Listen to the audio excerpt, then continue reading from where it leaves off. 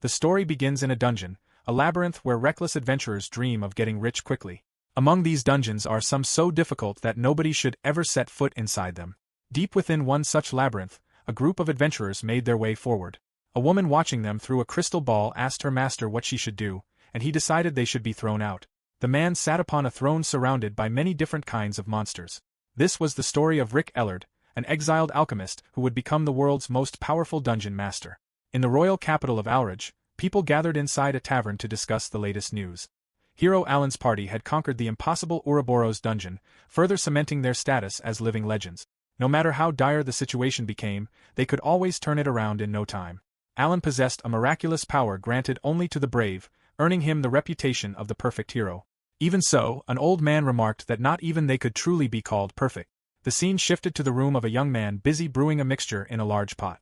Smoke rose from the pot, and the young man smiled with satisfaction as he admired the result, believing it would make an excellent potion. His name was Rick Ellard, an alchemist. Alchemists primarily supported adventuring parties by creating items through alchemy, and that was Rick's role. Suddenly, someone called out from outside and announced that he was coming in. The visitor was Hero Alan, an unrivaled sword master who had conquered countless dungeons. He was a true hero who enjoyed tremendous support from people throughout the country. Rick excitedly tried to show Alan the potion he had just completed, but Alan immediately stopped him, saying that he needed to discuss something important. Rick smiled and waited to hear what it was. Alan got straight to the point and informed Rick that, effective immediately, he was being expelled from the party. Rick was left in shock and asked if it was a joke, but Alan made it clear that it was not. Alan explained that the decision had been made by all of the party members. Unable to believe it, Rick asked why in a trembling voice. Alan answered that he had found a better alchemist. At that moment, a woman entered the room, adjusted her glasses, greeted Rick, and introduced herself as Dorma Greygane. She remarked that Rick probably did not remember her, that it was fine, and that they had never been friends anyway. Alan informed Rick that Dorma would be using the room from that day onward and told him to hurry and leave. Rick attempted to protest, but before he could finish, Alan reminded him that he had been kind enough to let Rick use the room in the first place, and that it was only natural for him to leave immediately after being expelled from the party. Rick could not help asking why. After all, he, Victor, and Alan had been together from the very beginning. Looking down at Rick, Alan responded sarcastically that he did not know before suddenly shouting at him. The outburst frightened Rick and brought tears to his eyes as Alan condemned him for his incompetence. Alan declared that Rick had been an eyesore for the longest time, that he could no longer tolerate him, and that Rick was nothing more than a carefree research fool who had been dragging the party down and was no longer suitable to remain with them. Stunned on the floor with the potion he had just brewed beside him, Rick quietly accepted the decision. As his final farewell to the party, Rick made one last request to Dorma, asking her to at least accept the potion he had made, as it added new effects to the golden potion. He handed it to her, and Dorma examined it analytically. She asked what ingredients it contained and acknowledged Rick's skill as a chemist, noting that he had remained in the hero's party until now. However, she laughed and claimed that even she could make such a potion, declaring that Rick was completely inferior to her. Enraged by the remark, Rick slapped the potion he had just handed her out of her hand. Frustrated, he ran for the exit, while the unfazed Dorma merely observed that it had been a waste for him to do that. Alan coldly stated that he had no use for incompetence and ordered Dorma to prepare for the next dungeon. Wearing a smug smile with her eyes closed, Dorma acknowledged the order while remarking that she pitied Rick, assuming he had been an old member of the party. Alan cast a menacing glance at her and declared that Rick had never been worthy of accompanying a hero, and that there was nothing more to it. He then questioned whether Dorma would avoid disappointing him the way Rick had. Dorma responded with an arrogant smile, confidently assuring him that she would. Still unable to believe what had happened, Rick walked away carrying his belongings on his back, absent-mindedly tearing leaves apart with his hands. An image of Alan surfaced in his mind, and Rick bitterly reflected on how many times his potions had saved him. Having just been cast out of the party, he concluded that he would have to sell a few potions to earn some money as he continued rustling through the bushes. As Rick wandered after being expelled from his party, he spotted a young injured woman lying along the path. The sight surprised him. The woman slowly opened her eyes, barely able to see, and pleaded for help if anyone was nearby. Rick immediately asked if she was all right and what had happened. As he examined her, he noticed that she had wings and wondered if she could be a spirit. Gasping for air and struggling to breathe, she introduced herself as Yuri, a dungeon spirit, and begged Rick to help her. Rick assisted the weakened woman to her feet, though he remained confused about whether she truly was a dungeon spirit. It was explained that dungeon spirits were being sustained by the life energy of the monsters and adventurers within their dungeons. Rick had heard of their existence before but could not believe they looked like Yuri. His thoughts were interrupted when Yuri, coughing heavily, warned that she would die if things continued this way. Startled, Rick wondered how that could happen. Still struggling to breathe, Yuri desperately pleaded with Rick, a human, to form a contract with her as she grasped his hand. Behind them, the silhouette of a muscular leg emerged. It belonged to a werewolf. A twig snapped as the beast approached with its jaws open, leaving Rick stunned because a wolf should not have been there. The ferocious creature growled as it advanced, its fangs large and razor-sharp. The werewolf suddenly charged at them. Rick frantically considered what he should do, realizing it would be difficult to fight a monster like this by himself. As Yuri continued struggling for breath, Rick closed his eyes and made his decision. Although he admitted that he did not understand what was happening, he agreed to form a contract with her if it would save her, hoping she would then run away before the werewolf reached them. The moment Rick gave his consent, Yuri instantly recovered. Her beautiful wings spread wide as she radiated brilliant light. She clasped her hands together with her eyes closed as though in prayer before opening them again, her eyes sparkling with joy as the contract was completed. Rick turned back to her in complete confusion while the werewolf rapidly closed the distance, growling as it prepared to launch another attack. A black orb suddenly engulfed both Rick and the werewolf. Rick felt himself falling and stretched out his arm as he screamed at the top of his lungs. Just before hitting the ground, he unexpectedly began floating, only to fall a moment later. He stood up in confusion and looked overhead. He found himself inside an enormous building. As he took in the structure and noticed a monster engraved upon it, he realized where he was. Before he could finish the thought, Yuri happily informed him that the dungeon had been completed. Rick first checked whether Yuri was alright. Having fully recovered, Yuri cheerfully thanked him for forming a contract with her and began referring to him as her master. Relieved to see her doing well, Rick watched as Yuri even considered calling him her darling. Before the moment could continue, the furious werewolf let out another deafening roar and prepared to attack again. The sudden threat startled Rick, while Yuri remained expressionless. Looking behind him in surprise, Rick realized that the werewolf had followed them. Completely unfazed, Yuri handed Rick a glowing item and instructed her master to take it. She explained that it was a dungeon catalog and excitedly encouraged Rick to create a monster with her. As the dungeon master, Rick would be able to control the dungeon however he wished. Breaking into a sweat, Rick reluctantly proceeded and summoned 5 winged monster eggs with eyes at the cost of 500 DP. Moments later, the eggs cracked open and hatched. As the werewolf roared at them, goblins emerged from the eggs and immediately rushed toward the beast, attacking it with punches and kicks. While watching the battle unfold, Yuri explained that she had spent 9 years searching for a master. Dungeon spirits would die if they failed to form a contract within 10 years of their birth. She admitted that she was a failure but expressed how happy she was that Master Rick had accepted her. Rick quietly reflected that Yuri was just like him. He honestly admitted that he did not know how much he could do for her, but promised to do his best to build a great dungeon. Smiling, he made his resolve clear. Grateful, Yuri embraced him.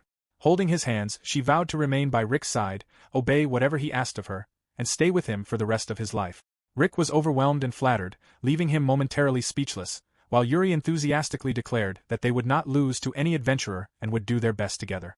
Confused, Rick questioned the mention of adventurers.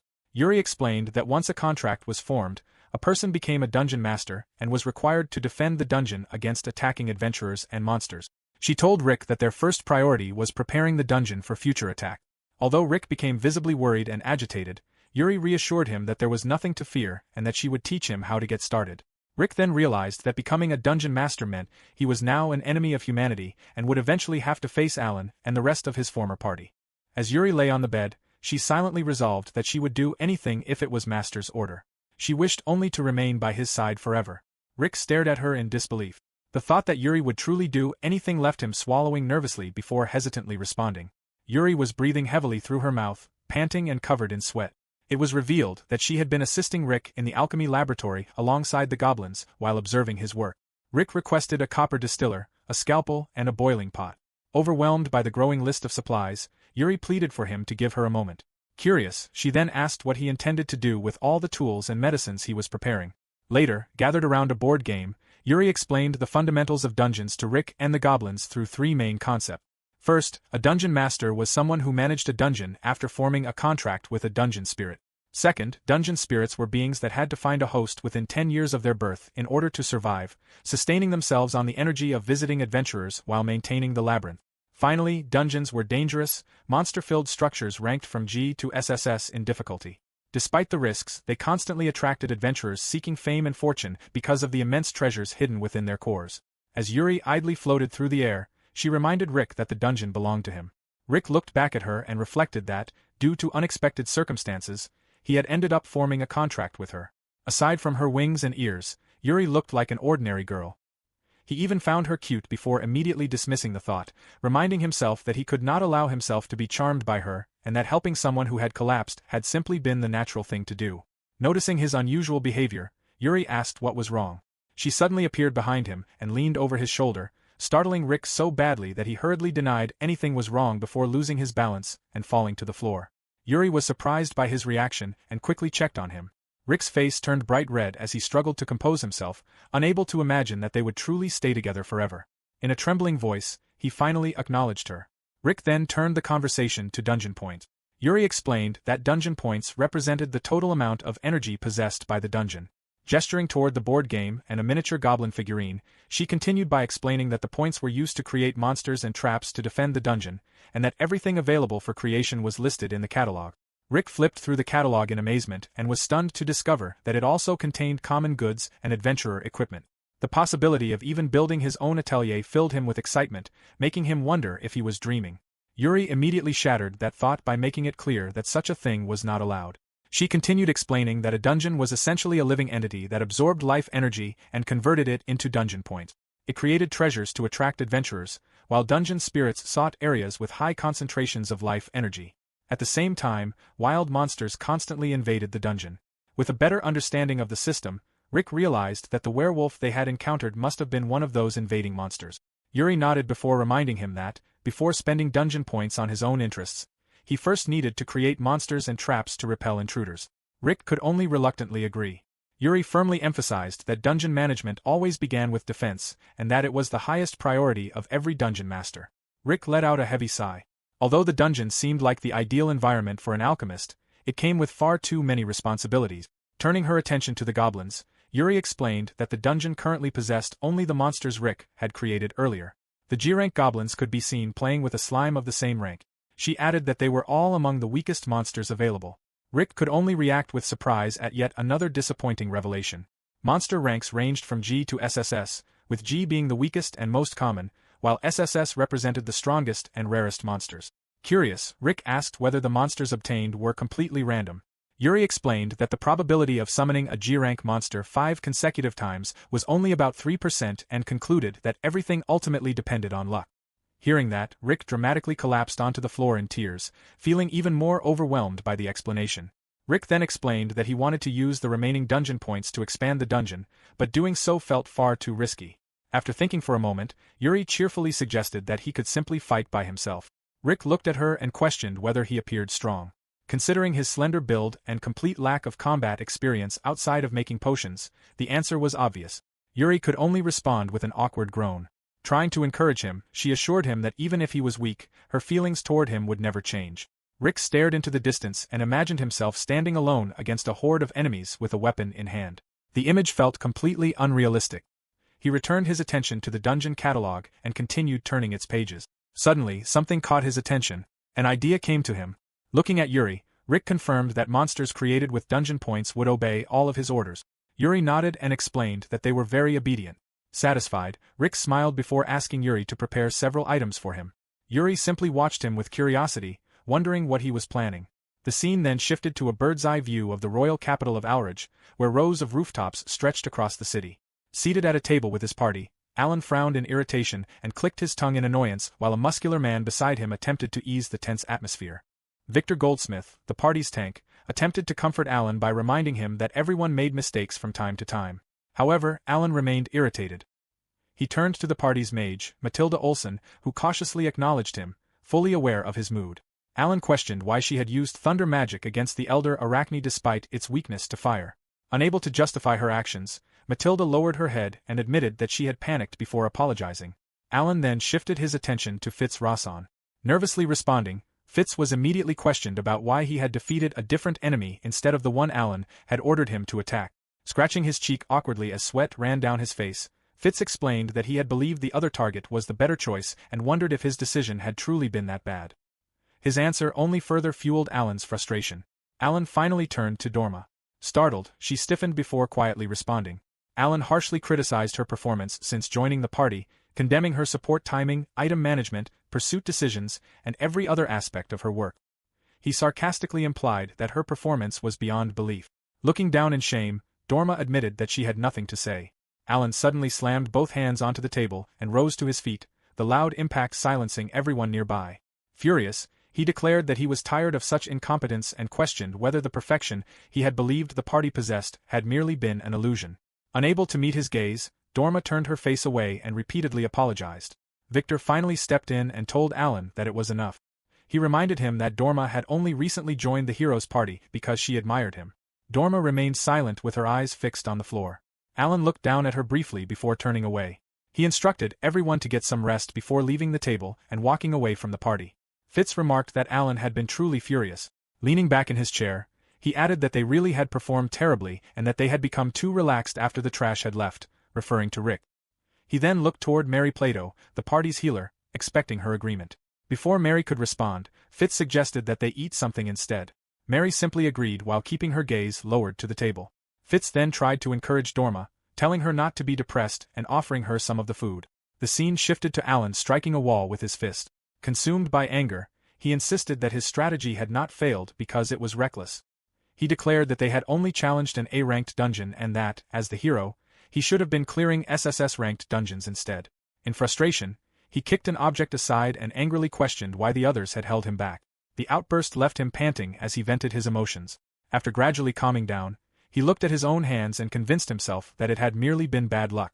He reflected that if a certain thing had activated, he could have cleared that level on his own, and lamented that he only needed that one thing.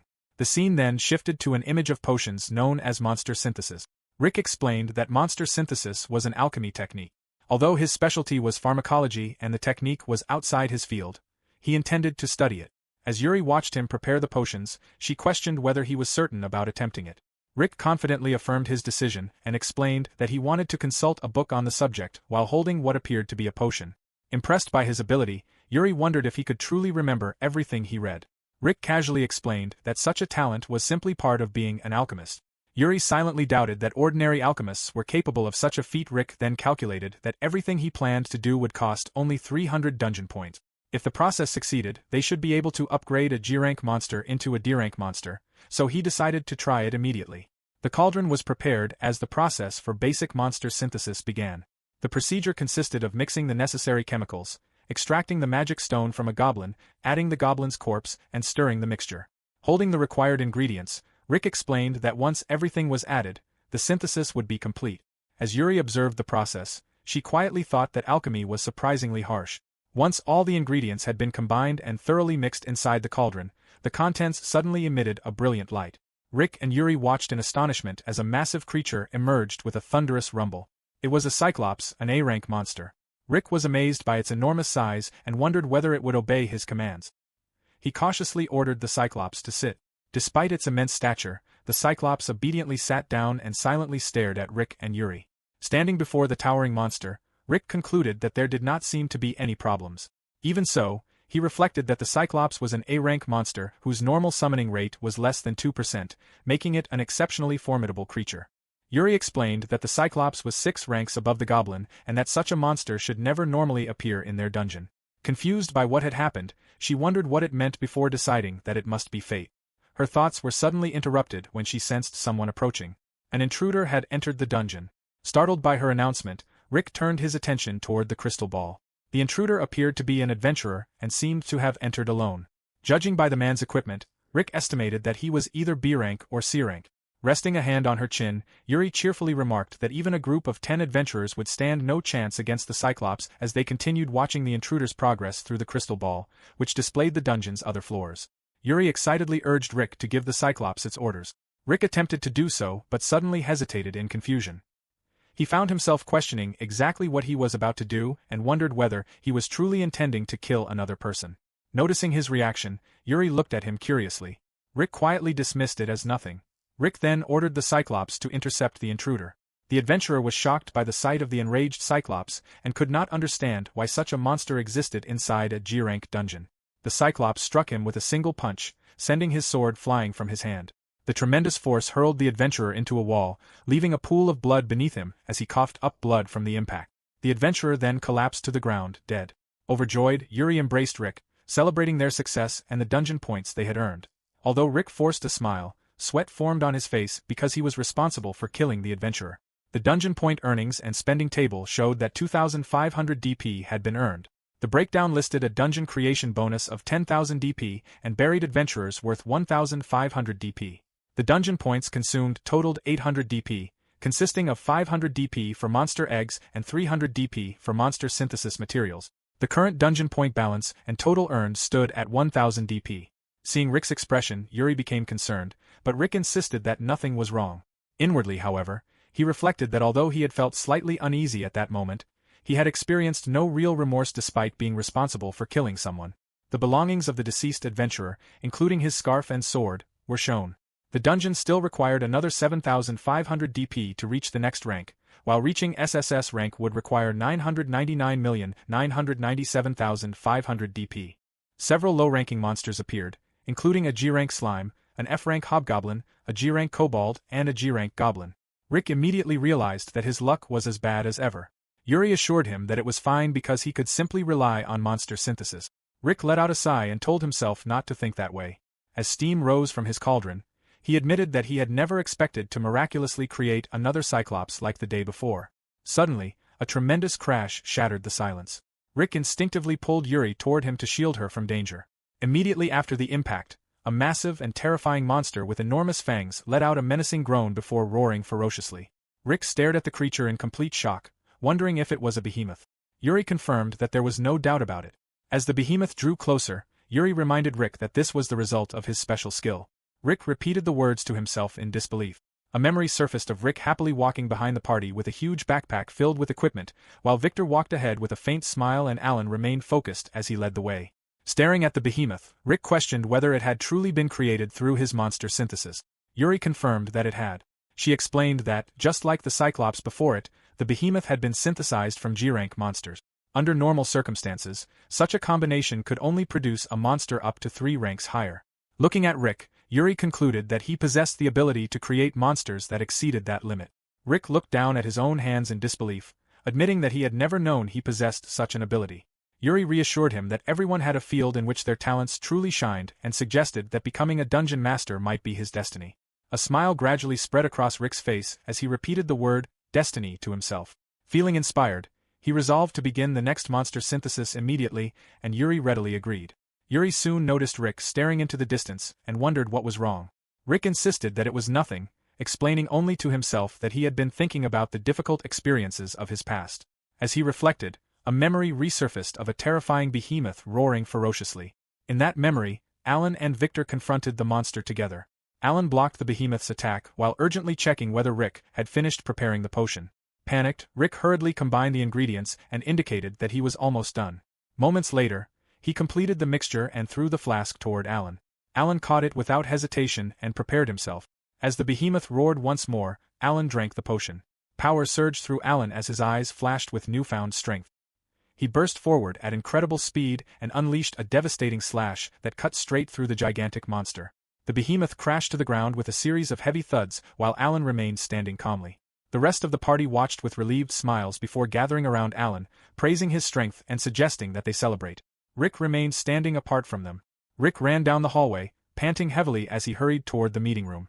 After arriving, he apologized for being late. Victor noticed his tardiness and informed him that the next dungeon had already been decided. Rick bowed before placing a tray of potion bottles on the table with enough force to surprise everyone. Smiling, he admitted that he had become absorbed in his experiments after the previous mission. Since they had obtained many materials from the behemoth, he had tried to develop the best potion effects for each party member and intended to continue experimenting with the various ingredients. Victor smiled and welcomed him over. Rick handed Victor a potion, explaining that he had modified his stamina potion by shortening its recovery time while increasing its defensive effects, believing Victor would know exactly when to use it during battle. Victor accepted it with a chuckle, thinking of Rick as a complete potion enthusiast. Rick then turned to hand a potion to Alan, but before he could finish, Alan slammed the bottle onto the table and dismissed it as useless. Rick froze in place. Alan leaned forward, glaring at him angrily as he harshly questioned whether Rick even understood his role within the party.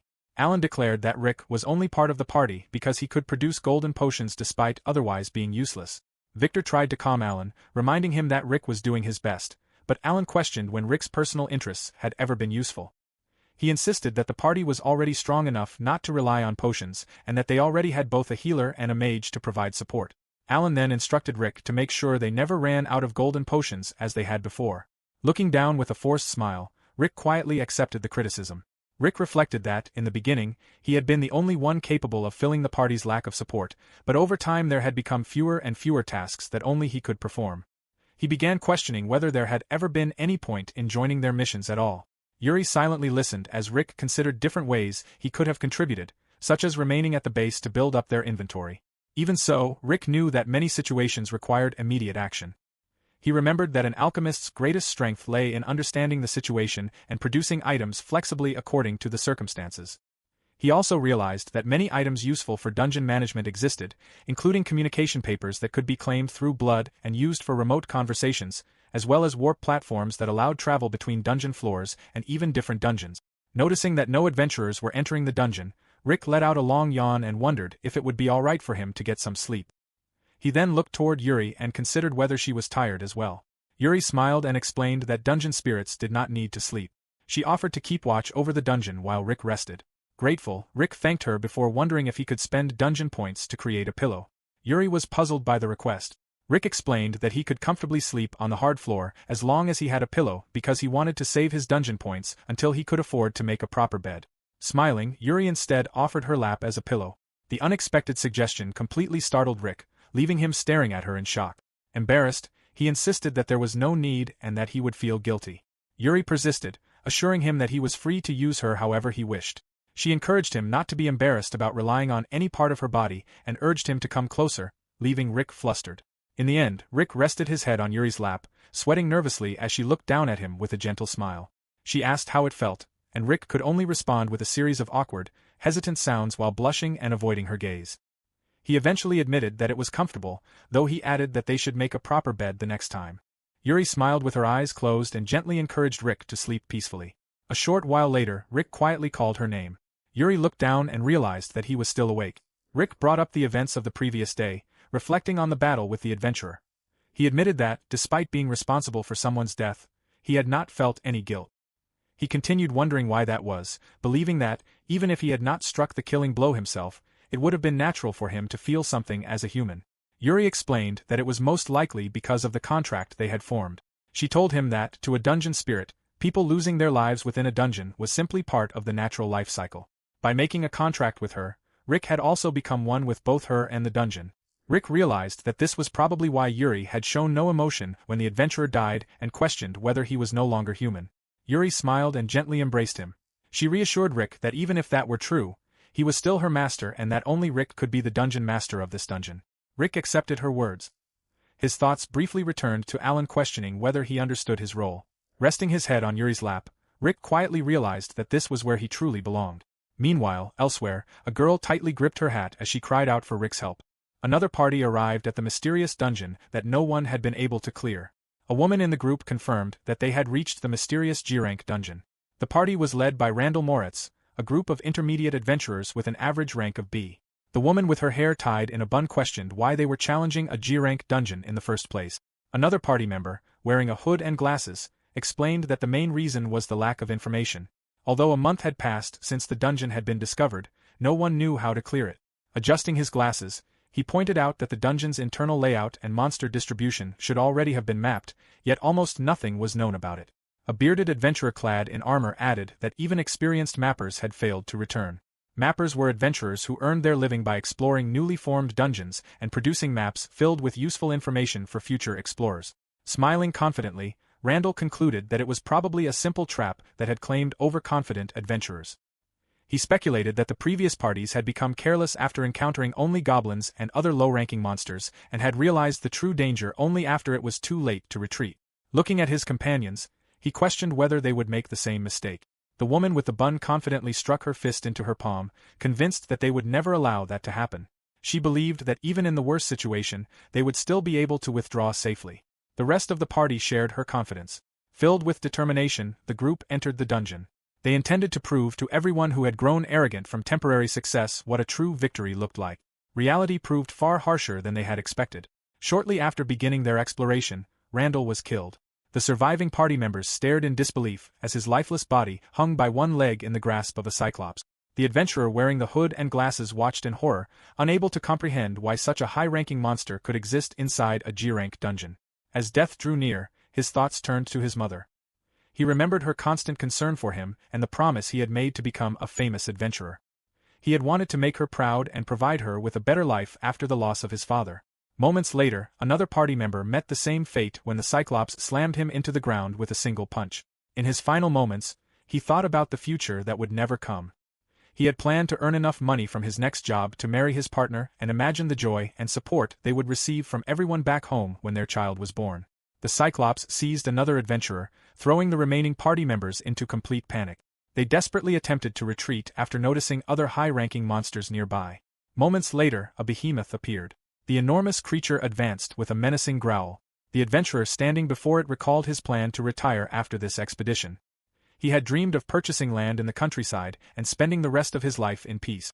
That dream ended instantly as the behemoth bit into his head, killing him on the spot. Only the woman with her hair in a bun remained.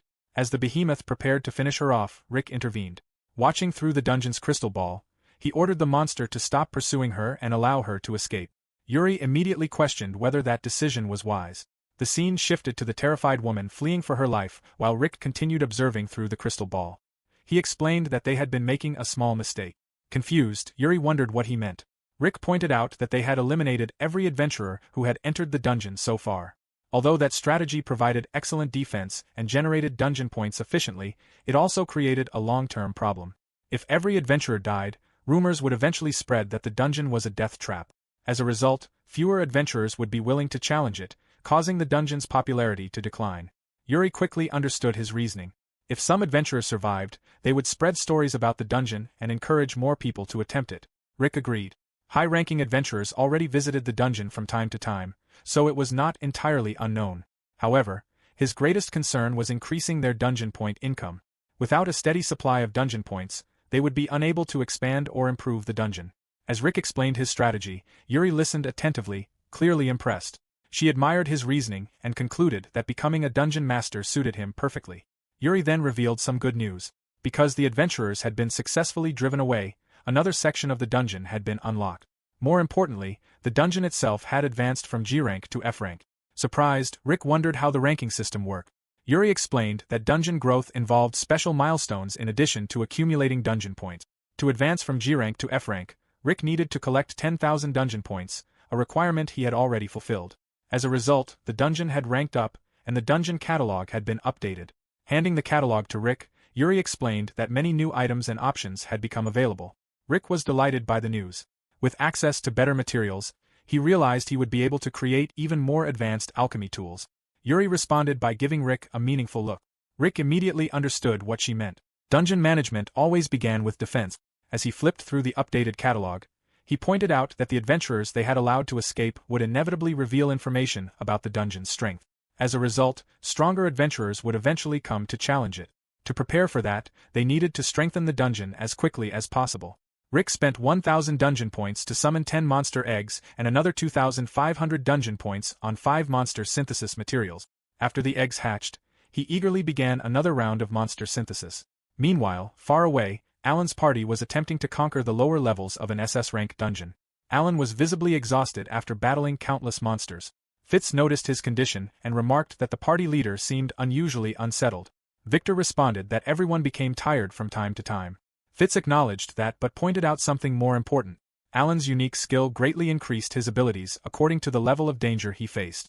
If the skill failed to activate, it suggested that the situation was not truly life-threatening. Under normal circumstances, that should have been reassuring. Even so, Fitz believed the situation was different for the rest of the party, who were nowhere near as powerful as Alan. Alan, meanwhile, remained frustrated because his skill had once again failed to activate. His repeated failures had begun to attract attention among other adventurers. Some questioned when the hero's party had last been forced to retreat from a mission, while others wondered whether the dungeon was truly as dangerous as rumored. Overhearing the conversation, Alan angrily ordered them to stop talking. Victor could do nothing but remain silently at his side. After the party returned home unsuccessful in clearing the dungeon, Mary and Victor sat together over coffee. During their conversation, Mary quietly wondered whether inviting Rick back into the party might be the right decision. She admitted that Alan no longer seemed like himself and questioned whether the party's problems had begun after Rick left. Victor acknowledged that Dorma was performing well. Although her movements in combat were somewhat awkward, he believed the quality of her potions was arguably superior to Rick. Even so, he admitted that the difference between the two alchemists alone did not seem sufficient to explain Alan's recent behavior. Mary agreed that Dorma was talented, but she questioned whether ability alone was the real issue. Ever since Rick had left, the atmosphere within the party had changed. Everyone seemed more tense, Alan constantly appeared to be on edge, and Mary felt as though she could barely breathe whenever he was around. Victor admitted that he understood exactly what she meant. Before he could say anything further, Mary reflected on Rick. She acknowledged that he had been clumsy and overly obsessed with potions, often failing to notice what was happening around him. Even so, he had always worked hard and remained cheerful regardless of how difficult the situation became. More importantly, Rick had saved the party time and time again. Victor silently agreed. In fact, Victor suspected that Rick's popularity and reliability were the very reasons Alan had expelled him. Setting his coffee cup down, Victor wondered whether Alan could ever bring himself to apologize to someone he had personally cast out of the party. Mary had no answer. If Alan's skill problems were tied to his state of mind, confronting him about Rick would likely only make the situation worse. Victor eventually concluded that the discussion had not been entirely meaningless. The truth was that no one fully understood how skills were activated. With so many unknown factors, he decided that the best course of action was to continue observing the situation for the time being. Mary reluctantly accepted that conclusion. Elsewhere, Dorma sat alone inside her atelier with the lights turned off. After closing the book she had been reading, she walked over to her brewing table and began wondering whether everyone was focusing on the wrong problem. Holding a potion in her hand, she questioned whether something truly important was missing. The scene then shifted back to Rick and his dungeon. Examining his latest creations, Rick was pleased with the result. He had successfully synthesized an A-rank arachne, a second A-rank cyclops, and an A-rank king slime. Yuri believed their dungeon had already become powerful enough, but Rick disagreed. He reasoned that if news spread about a behemoth residing in the dungeon, it would not be surprising if a party with strength equivalent to S-rank adventurers eventually appeared. He also pointed out that the monsters guarding the deeper sections of the dungeon were still relatively weak. A D-rank Cerberus and a D-rank small worm would not be enough to stop elite adventurers. Rick further realized that there seemed to be a daily limit to the number of powerful monsters he could create through monster synthesis. Yuri suggested using their remaining dungeon points to expand the dungeon instead, and Rick agreed. However, as he looked over his monsters, another idea came to mind. Up to that point, he had only combined low-ranking monsters through monster synthesis. He began wondering what would happen if he fused two A-rank monsters together. Yuri immediately supported the idea, believing the experiment was well worth attempting as soon as the monster synthesis limit reset. Rick eagerly agreed, excited to discover what kind of monster such a fusion would produce. Together, they watched the dungeon's crystal ball, hoping to complete the experiment before another intruder arrived. Suddenly, the crystal ball began to vibrate, signaling that someone had entered the dungeon. Yuri dismissed the intruder's confidence for entering alone. Rick, however, quickly recognized the figure displayed within the crystal ball. To his surprise, the intruder was Mary, his former party member. Mary looked down from a balcony and noticed a commotion below. Among the crowd, she recognized Cheyenne, the woman who had previously entered the dungeon, sitting on a bench in tears. Mary hurried outside to meet her and immediately asked what had happened and where the others were. Cheyenne lowered her head, visibly shaken. Devastated by what she had witnessed, she revealed that they were all dead. Confused, Mary struggled to comprehend her words. As Cheyenne recalled the names of Randall, Evan, Utak, and Barrick, she broke down in tears, unable to finish as she spoke of everyone who had died. Still in disbelief, Mary sought confirmation that they were truly gone. A passerby explained that a new dungeon had been discovered in the woods outside Outridge. Although a month had passed since its discovery, no one knew what lay inside, so Randall's party had gone to investigate. The expedition had ended in disaster, with Cheyenne as the only survivor. News of the party's deaths quickly spread among the adventurers. Randall's party had been known for its careful strategy, making their destruction inside a G-rank dungeon difficult for anyone to understand. One adventurer attempted to comfort Cheyenne by pointing out that at least she had survived. Cheyenne, however, hysterically insisted that it had not happened that way. She believed she should have died as well, but the monsters had intentionally spared her. She explained that not only had the monsters possessed unusually high ranks, but they had also moved as though they were being controlled, anticipating the party's every action. Trembling with fear as she recounted the experience, Cheyenne became convinced that someone inside the dungeon had deliberately allowed her to escape alive. Another man dismissed her claim, insisting that dungeons were nothing more than labyrinths inhabited by monsters and questioning the idea that someone had intentionally spared her. The conversation stirred a memory within Mary, causing her to think of Rick. Apologizing to Cheyenne for bringing up such a painful subject, Mary acknowledged how difficult it must be before asking her to share more details about the dungeon. The scene then shifted to Mary traveling to the mysterious G-rank dungeon. Watching through the dungeon's crystal ball, Rick was puzzled by her appearance. Curious, Yuri asked whether he knew the woman. Rick explained that Mary had been the healer in his former party, but he remained confused about why she had come alone. Mary called out for Rick, asking whether he was somewhere inside the dungeon and pleading for him to reveal himself. A Cyclops suddenly appeared before Mary. As Rick and Yuri observed the scene through the crystal ball, Yuri wondered what Rick intended to do. After thinking it over, Rick decided that he wanted to speak with Mary. The Cyclops gently seized Mary in its hand and carried her through the dungeon. Upon reaching Rick's room, it opened its hand and released her. Mary looked around in confusion, uncertain why the Cyclops had brought her there. Rick then greeted her. Rick remarked that it had been a while as he looked at Mary. Surprised that her suspicion had been correct, Mary realized that it truly was Rick. Rick asked whether she had known all along. Mary explained that she had studied dungeon structures during her time at the academy. After noticing Yuri, she identified her as a dungeon spirit. She reasoned that the dungeon had been discovered around the same time Rick left the party, and that only Rick would have thought of allowing a single survivor to escape instead of killing every intruder. Because of that, she had begun to suspect that the dungeon belonged to him. Before she could continue, Rick expressed his relief that Cheyenne had returned safely. Mary immediately became angry and confronted him, demanding to know whether he understood what he was doing. Rick was taken aback by her reaction. The scene shifted to a memory of Victor introducing Mary to Rick as the party's new healer. Mary introduced herself as Mary Plato, promised to do her best to meet everyone's expectations, nervously bowed to the party, and asked for their support. Rick smiled warmly and assured her that there was no need to be so formal. He expressed how much having another member would help the party, explaining that until then, he, Victor, and Alan had been covering for one another. Alan remarked that, now that they had gained a talented healer, Rick's potions would probably no longer be necessary. Rick gently disagreed, believing that a party could never be too well prepared. He introduced himself as Rick Ellard and offered Mary a handshake, which she nervously accepted. The memory continued inside a B-rank dungeon. While exploring its depths, Rick concluded that the next floor was probably the boss room. Victor suggested taking a break before the monsters noticed them and advised Alan to rest because he had been pushing himself too hard. Sweating from the previous battles, Alan sharply rejected the advice. He ordered Mary to heal him, and she immediately complied. Alan then criticized Rick for standing around and instructed him to make a golden potion instead. Rick quietly accepted the task. Rick sat behind the group preparing potions while Mary healed Alan. Watching the treatment, Victor complimented Mary for making it much easier for the party to maintain a steady pace. Mary thanked him. Alan remarked that, on the other hand, Rick had become nothing more than a research fool waiting for instructions now that he had one less responsibility.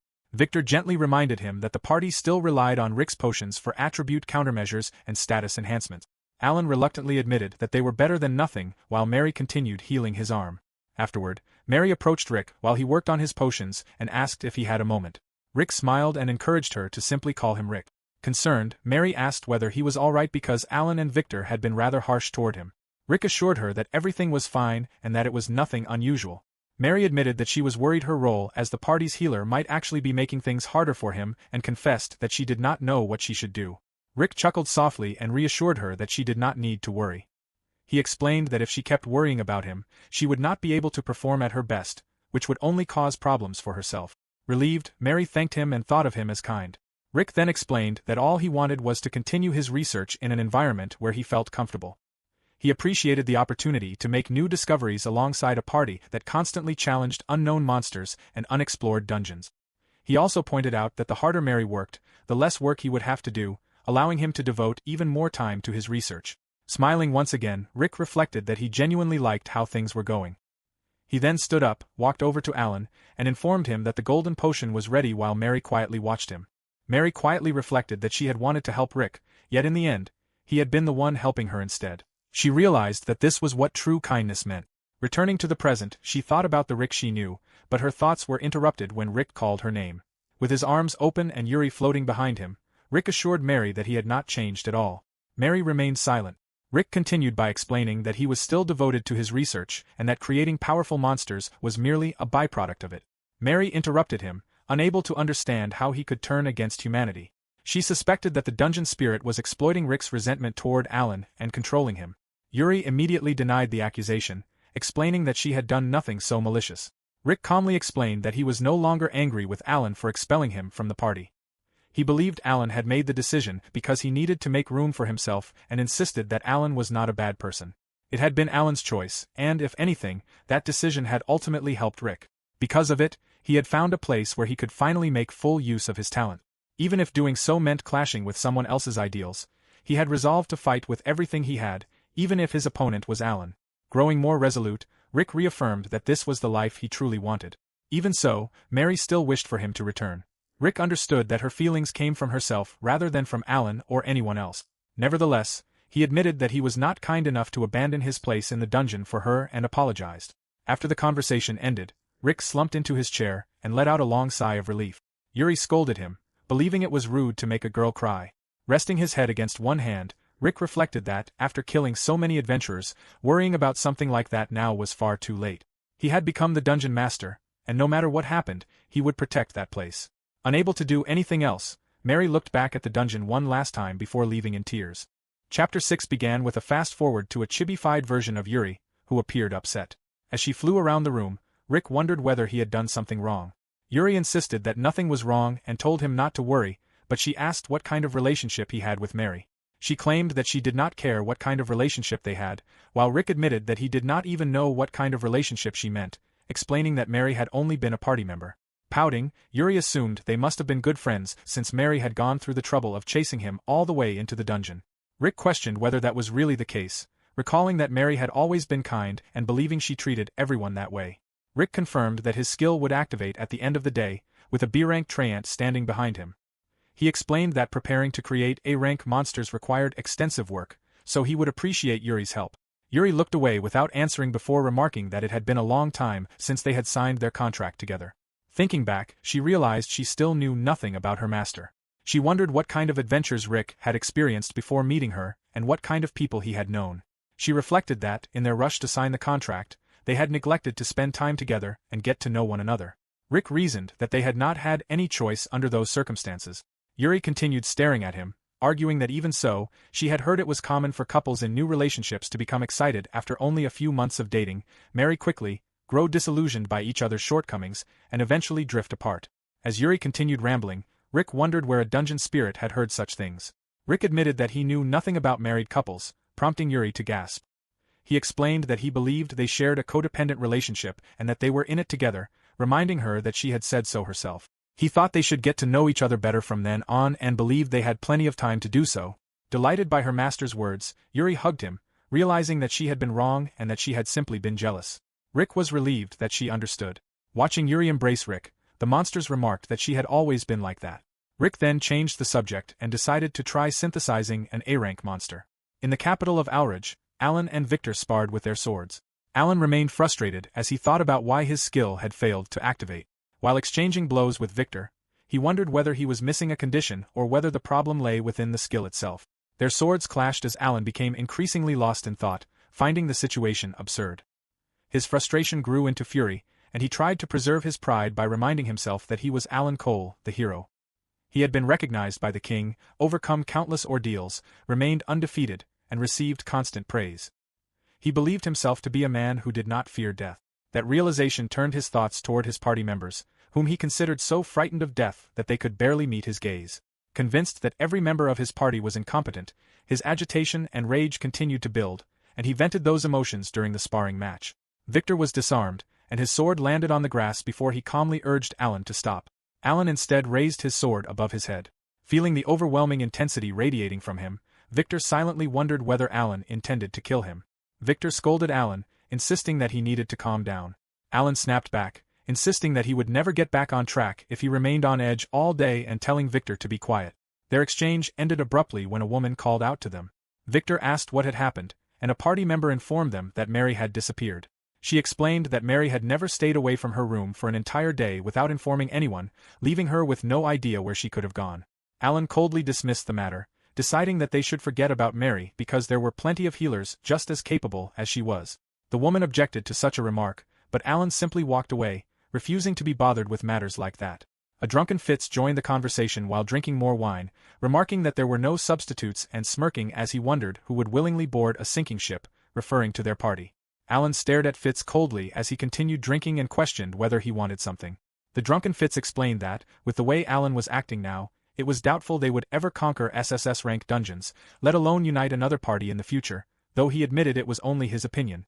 Irritated by the remark, Alan warned Fitz not to mock him and seriously questioned whether he had followed him simply because he wanted unity and friendship. Alan was about to declare that even a fighter like Fitz could be replaced, but Fitz finished the thought himself, acknowledging that there would always be someone to take his place and that there was no doubt about it. He then scoffed and added that the same applied to Alan, the brave hero. Alan's irritation became even more apparent. As Alan bowed before the king seated upon his throne, it was explained that the title of hero was bestowed by the king upon a select group of adventurers considered exceptional. Although they remained adventurers, they also served as symbols of the kingdom. Depending on their achievements, the king could replace a hero whenever he wished. Fitz only deepened Alan's frustration by remarking that Alan was probably the one in the greatest trouble at the moment. Alan's anger reached its peak, but the scene shifted as a girl arrived. It was Mary. She apologized for being absent for a while. The other party members were relieved and expressed how worried they had been, asking where she had gone.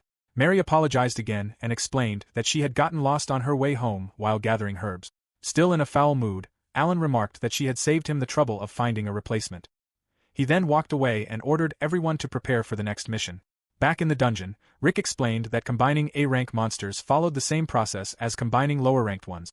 The only real difference was that dismantling the monsters used as materials, such as the A-rank Arachne and the A-rank King Slime, was far more troublesome. Disgusted as the Cyclops dismantled the other A-rank monsters, Yuri nevertheless assured him that the Cyclops could handle the work. Rick explained that the process itself remained unchanged, but it would take longer than usual, so they might as well expand the dungeon while waiting for the dismantling to finish. As they expanded the dungeon, Rick held the catalog while Yuri flew beside him. She wondered how her master had ended up joining the heroes' party. Rick recounted an incident from his home village, where a traveling fortune teller had given him a prophecy. The elderly fortune teller had instructed him to leave the village and seek out Alan Cole of Aurage, claiming that doing so would give him the opportunity to leave his name in history. Yuri repeated the words fortune teller in surprise. Rick acknowledged that believing such a wild story sounded foolish, but he had been unable to resist the possibility. Wanting to master alchemy, he had wanted to change his world. He reflected that perhaps everything had begun with that baseless prophecy. Yuri listened in surprise as Rick continued, explaining that Alan had accepted him despite his sudden appearance. Rick recalled that Alan had been proud even back then, though not as arrogant, and looking back, he believed Alan's growth might have stopped after obtaining his skill. The scene then shifted to the middle layer, the 10th floor of an S-rank dungeon, where Alan and his party were present. Victor broke into a heavy sweat as he found the situation strange. There was still no sign of Alan's skill activating, and now the problem extended beyond Alan, as the party was no longer coordinating with one another. Fitz spoke up, convinced that everyone had already realized the situation, and concluded that their only option was to retreat. Despite his exhaustion, Alan continued walking forward. Fitz shouted after him, asking whether he was even listening. Alan told him to keep quiet and declared that if Fitz wanted to leave, he could run back alone. Fitz insisted that he was serious and sarcastically questioned whether Alan truly believed they could face a dungeon master in their current condition. He doubted they would even make it out of the dungeon alive. Turning to the others, he asked whether they agreed with him. Alan bluntly questioned what Fitz was so afraid of. He claimed that Fitz's lack of awareness was what had driven them into such a desperate situation. Fitz dismissed that kind of awareness and continued arguing his point. As the two argued, Victor noticed a reptilian creature sneaking up behind them. He called out a warning to Fitz, but it came too late. The lizard-like creature slashed Fitz's leg clean off, sending it into the abyss. Fitz collapsed to the ground, overwhelmed by the excruciating pain. Back in Rick's dungeon, the cauldron bubbled more violently than before, and no one understood what was happening. As it rumbled, a beam of light suddenly burst from it. None of them had ever witnessed such a reaction. The scene shifted back to Alan's party. Without a trace of remorse, Alan sarcastically remarked that Fitz now had an excuse to leave the party. Meanwhile, an unseen object appeared to be cracking. Alan continued mercilessly, declaring that Fitz was finished as both a party member and a fighter, and that once he escaped the dungeon, he would simply find someone to replace him. To provoke Fitz even further, he added that finding a replacement for his missing leg might be more difficult. The remark succeeded in angering Fitz. Victor called out to Alan, insisting that he had gone too far and that his comment had crossed the line. The mysterious object continued to develop more crack. Alan ignored Victor and claimed that everything was the result of Fitz's weak eyes and weak body. He argued that if Fitz could not even take care of himself, there was no way he could keep up in the future as Alan rested his sword at his waist. As his final insult, Alan declared that he did not want incompetent people like Fitz or Rick in his party. The cauldron finally cracked apart, revealing a humanoid figure emerging from within. Rick was surprised to see that it was a girl. The mysterious girl looked around at her surroundings and wondered where she was. Yuri was shocked that another unknown woman had appeared in what she considered their love nest.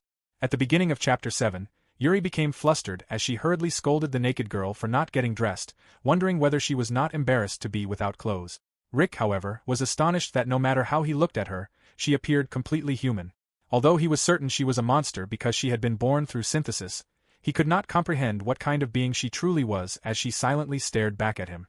Yuri suddenly covered Rick's eyes, pointing out that the mysterious girl was still just a child. Since she had only just been born, Yuri reasoned that it was only natural for her to have no clothes. The girl quietly murmured the word clothes, and garments instantly appeared on her body. Rick's curiosity only deepened as he wondered how she had accomplished such a feat and what kind of monster she could possibly be.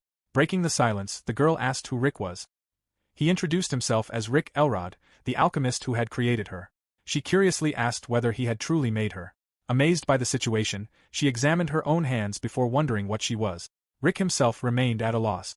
The girl continued asking questions, wondering where she was, why she was there, what the ground, the dirt, and the darkness were, why the world existed, by what principle it functioned, and where the consciousness asking all of those questions had come from.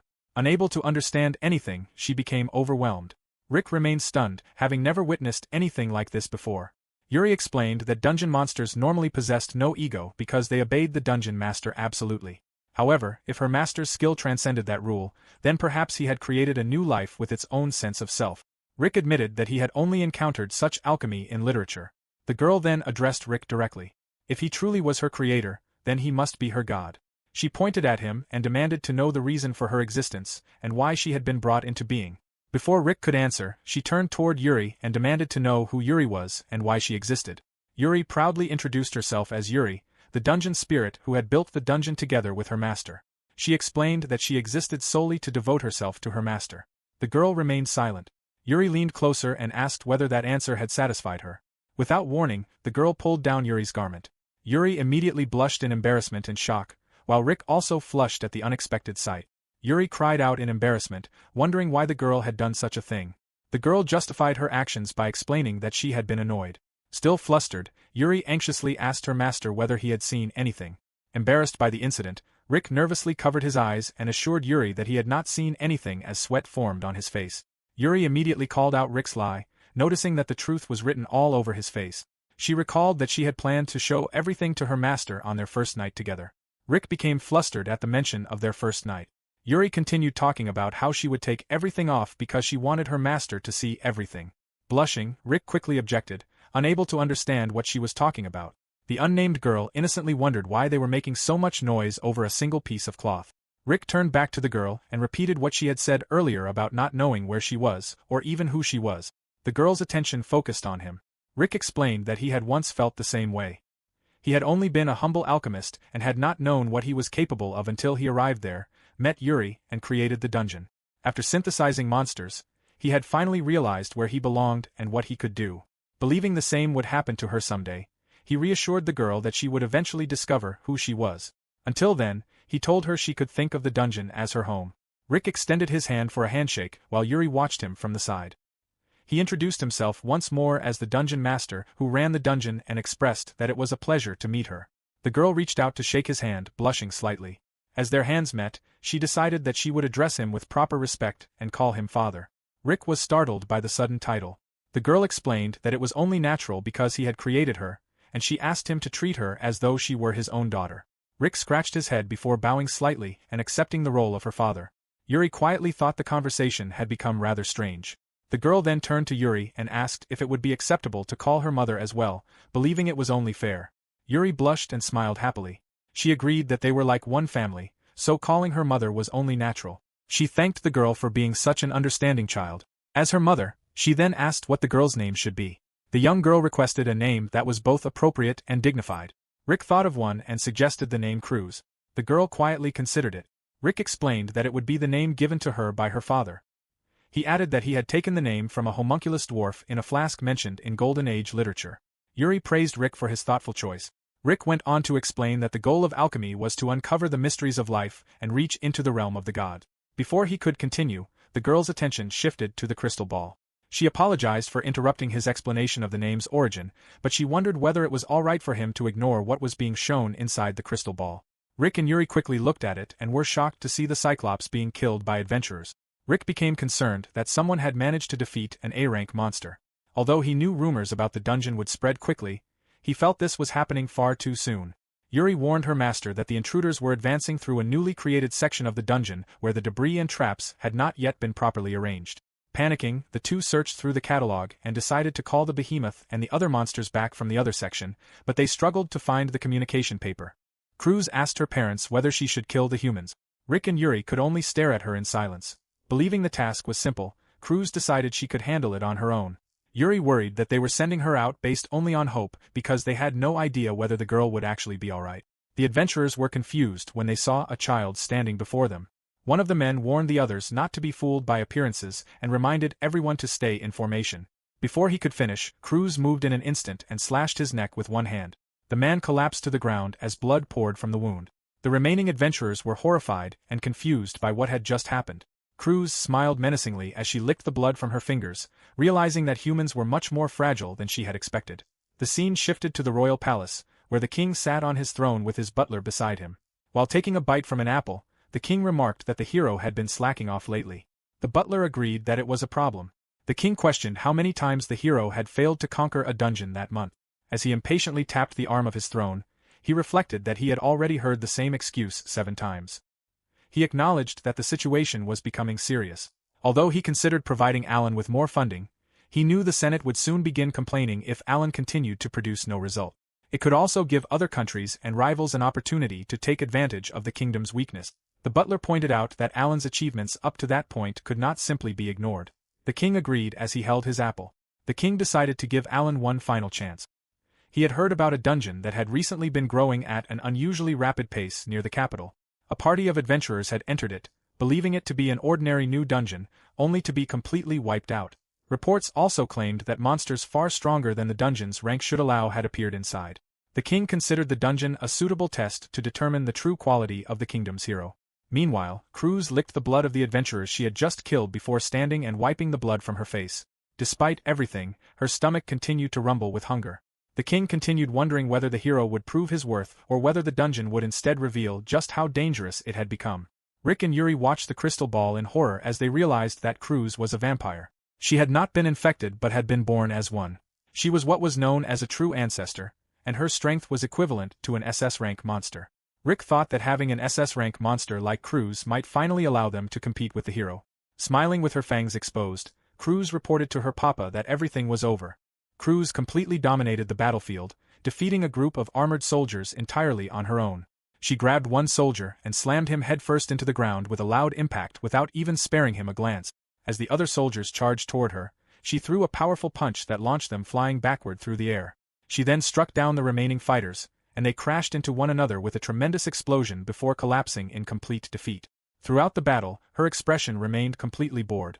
Watching the one-sided fight, Rick was left speechless by her overwhelming strength. All he could do was mutter to himself in amazement. As Rick and Yuri walked through the hallway together, Yuri remarked on how well Cruz had performed. Rick noted that their dungeon points were increasing rapidly. Inside one of the rooms, Cruz happily dove face-first onto a massive mattress, enjoying how soft and fluffy it was. As they continued walking, Rick's expression changed into a confident, knowing smirk. He hinted that there was an even greater advantage than the dungeon points. Opening a nearby door, he revealed a huge laboratory filled with towering bookshelves, advanced alchemy equipment, and a giant metal tank. Looking around the room with satisfaction, he reflected that he now possessed tools he could never have imagined having while he was in Alan's party. Rick then noticed Yuri looking troubled and asked what was bothering her. He immediately became nervous, waving his hands as he hurriedly explained that he had only been spending spare dungeon points on his hobbies. He added that he understood the rank of the intruders had been increasing recently, but with Cruz protecting the dungeon, defeating them should not be difficult. Yuri admitted that this was exactly what worried her. She acknowledged that the dungeon's defenses were becoming solid and that even heroes would struggle to defeat Cruz. However, she questioned whether it was too much to expect everything from Cruz alone. Rick lowered his head, unsure how to respond. He explained that he had never forced Cruz to do anything and that she had always been eager to take on missions. At that moment, Cruz peeked into the room and happily agreed with Yuri's opinion. Surprised, Yuri turned around to face her. Standing proudly with her hands on her hips, Cruz boasted that during the week since her birth, she had already met several intruders. She laughed as she described every battle as child's play and looked forward to facing stronger opponents next time. Yuri quietly accepted her answer while the dark, empty hallway stretched behind them. Even so, she began to think that perhaps she had simply been worrying too much.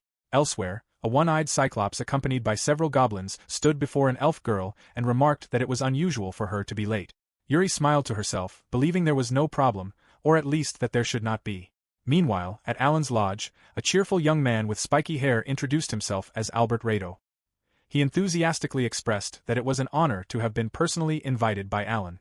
Victor watched him from the side in silence, thinking that Albert was supposed to be the prominent ace attacker of Marco's party.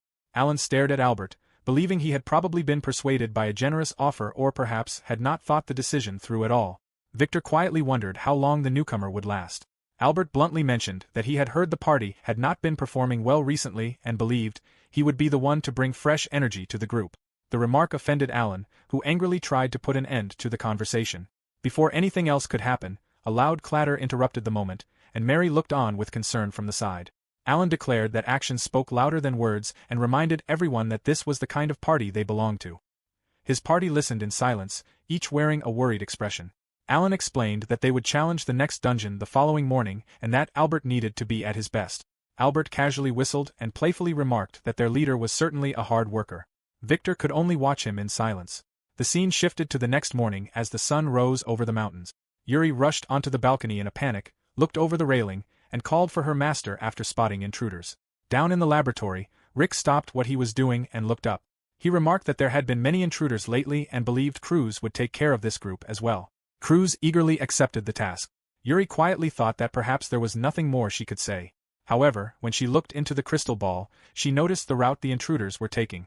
The group of adventurers walked through a long, empty corridor. One of them nervously commented on how frightening it was that nothing had appeared. Another warned that it could be a trap meant to catch them off guard and reminded everyone to stay alert. Someone asked about Jack's progress. Jack confirmed that traps had been placed throughout the dungeon but explained that they would not take long to disarm because they were all easy to understand. After hearing this, another adventurer quietly acknowledged the report and asked Bud for the golden potion. Bud seemed surprised that it would be used there. The adventurer drank deeply from the flask and reasoned that, because there were more traps than monsters in this dungeon and its history was still unknown, they needed to remain cautious at all times. The party continued forward and turned a corner. From above, Cruz looked down at the intruders with a terrifying smile hidden in the shadows. She quietly counted them and noted that there were 5 people in total. One of the adventurers could only stammer in surprise before Cruz suddenly leaped down and launched a fierce attack. A loud clash echoed as he barely blocked the strike with his weapon. Cruz stared directly into his face with wide, excited eyes and bared fangs. She laughed to herself, hoping he would not die too quickly because she wanted to enjoy the fight for a while. Bud then threw a flask through the air while warning everyone to use the flask. Cruz was caught completely off guard and looked confused. The flask burst into a blinding flash of light directly in front of her. Frustrated, Cruz became irritated as stars spun around her head. She slammed her foot hard onto the ground. Watching everything through the crystal ball, Yuri gasped in surprise. Cruz also looked confused as she blinked in puzzlement. Looking down with a serious expression, Cruz suddenly realized something was wrong. Before she could react, a massive pit trap collapsed beneath her. Irritated by the trick, she found the situation extremely annoying. She fell into the darkness below with tremendous force. One of the adventurers stared into the pit in shock and confusion as the ground beneath him began to rumble violently. A swarm of bats suddenly filled the area, surprising everyone. Cruz tried to encourage herself to keep going. However, as she took another step, a sharp snap sounded beneath her foot and a powerful blast of wind erupted around her. The adventurers watched in stunned silence. One of them could not understand why the girl was willingly running straight into every trap. Meanwhile, Cruz rubbed her eyes as she cried loudly, complaining that she could not see anything. The crystal ball suddenly lit up as Cruz called out to her father. Yuri turned to Rick and reported that Cruz was being pushed back. Rick was stunned, realizing that it was not the adventurers who had forced her back but the traps he had set himself. In the dungeon, Cruz continued crying as she wiped her face. Taking advantage of the situation, one adventurer ordered the others to move forward while they still had the chance. His teammates hesitated, frightened by the idea of fighting such a powerful monster, while the hooded adventurer pointed out that Cruz was too strong for them. Another adventurer, however, instructed the party that simply getting past her would be enough. Hearing this through the crystal ball, Rick broke into a cold sweat. If they slipped past Cruz, they would head directly toward the room where he and Yuri were. Rick stared at the crystal ball in alarm as he called out to Cruz. Her panicked voice echoed back, saying that everything was completely dark. Looking over the dungeon's map, Rick reminded himself that they had recently expanded the dungeon. Although they had filled the new area with random traps and left only a simple pathway, he knew it would not delay the intruders for long. He realized that he had relied too much on Cruz and had neglected to prepare a proper escape route for the dungeon. Someone then tapped Rick on the shoulder. Turning around, he found the Cyclops standing behind him. Together, they looked down the hallway. One of them observed that the trap Cruz had triggered inflicted the blind status ailment and that, from that distance, she would not be able to see the intruders. However, when the adventurers looked behind them, a massive shadowy figure was already towering over them. The Cyclops let out a terrifying roar. The adventurers slowly turned around in complete shock before freezing in place as the Cyclops blocked their path.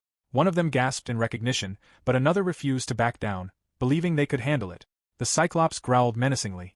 Watching through the crystal ball, Yuri panicked and warned Rick that this was reckless because the Cyclops could not handle all of the intruders by itself. In the corridor, the battle began as the Cyclops charged forward and swung its enormous hand at the adventurers. They immediately drew their swords and fought back. The Cyclops roared as the battle continued.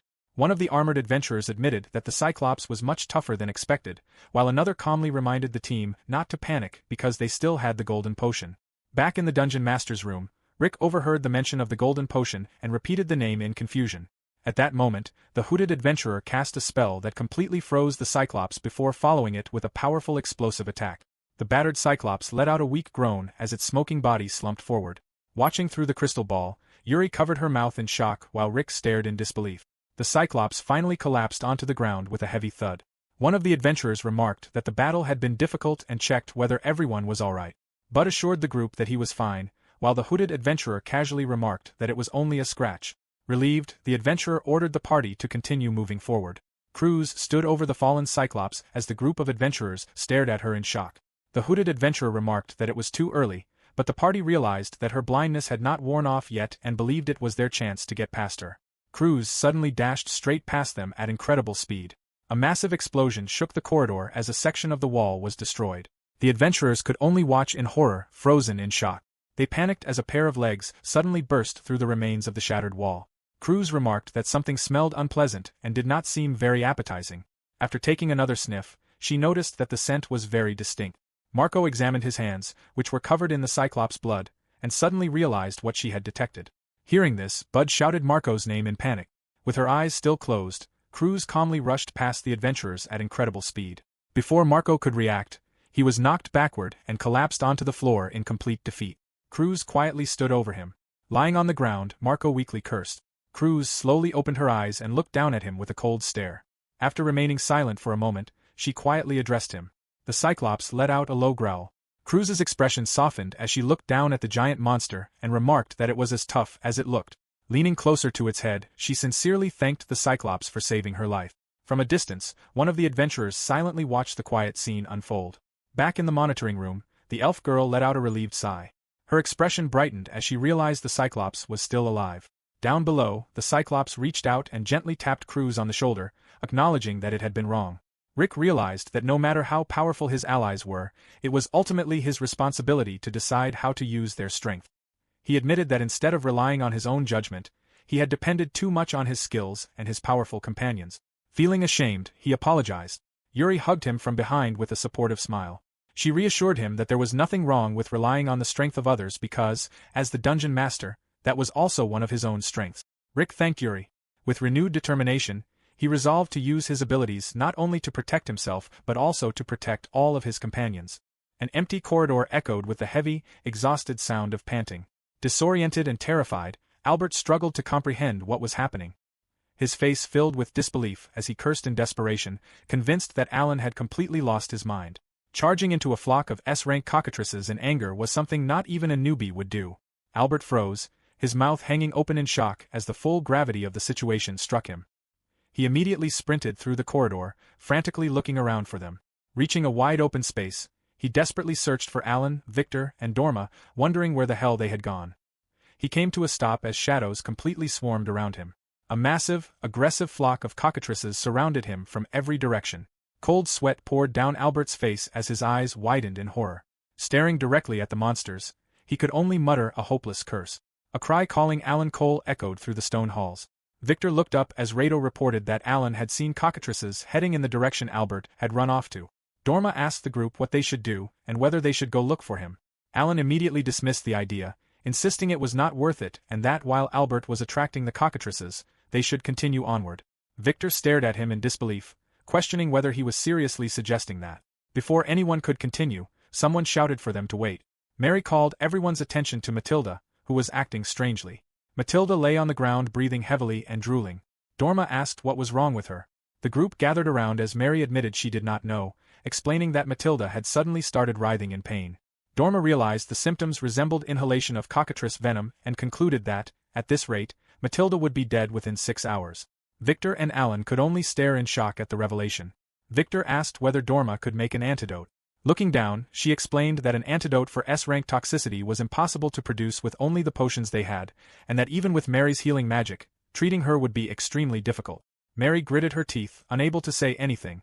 Alan turned away with a click of his tongue, thinking that even she was useless. The others could not help but think that if Alan had not rushed ahead so recklessly, they would never have ended up in this situation. However, there was no one left in the party who could say that to him directly anymore. Victor thought that if Fitz had been there, he might have been able to stop Alan, and that even Rick would have been a valuable asset to the party at that moment. Covering his face with one hand as sweat formed on his brow, Victor wondered how they had ended up like this. Mary insisted that, for now, they needed to return to town first. Alan immediately shouted back, refusing to be told what to do because he was the leader. Mary cut him off at once, arguing that this was not the time for that when someone's life was at stake. She reminded him of what Dorma had said and stressed that they could not afford to waste any time. Victor and Alan fell silent, both left staring in shock. Alan glared back, believing that Mary had become quite bossy. Mary gasped while Victor called out Alan's name, urging him to hold back for now and quietly pleading with him to stop. Alan turned his head away in silence with a click of his tongue. He walked off, ordering everyone to leave and instructing Victor to carry Matilda. The others watched him leave. Mary quietly thanked Victor, and he reassured her not to worry about it. 2 days and 3 nights later, despite Dorma's potions and Mary's healing spells, Matilda's life slipped away. Although they discovered a remedy during that time, it came too late and Matilda died. Dorma stood nearby as Mary slumped over a table, crying for Matilda. Victor called for Alan, asking where he had been during the past 3 days and bringing up Matilda. He informed Alan that she had not survived. Alan stared blankly in response. Alan lowered his gaze in silence before quietly acknowledging what had happened. He turned his back and walked away. Mary watched him leave while Victor remained nearby.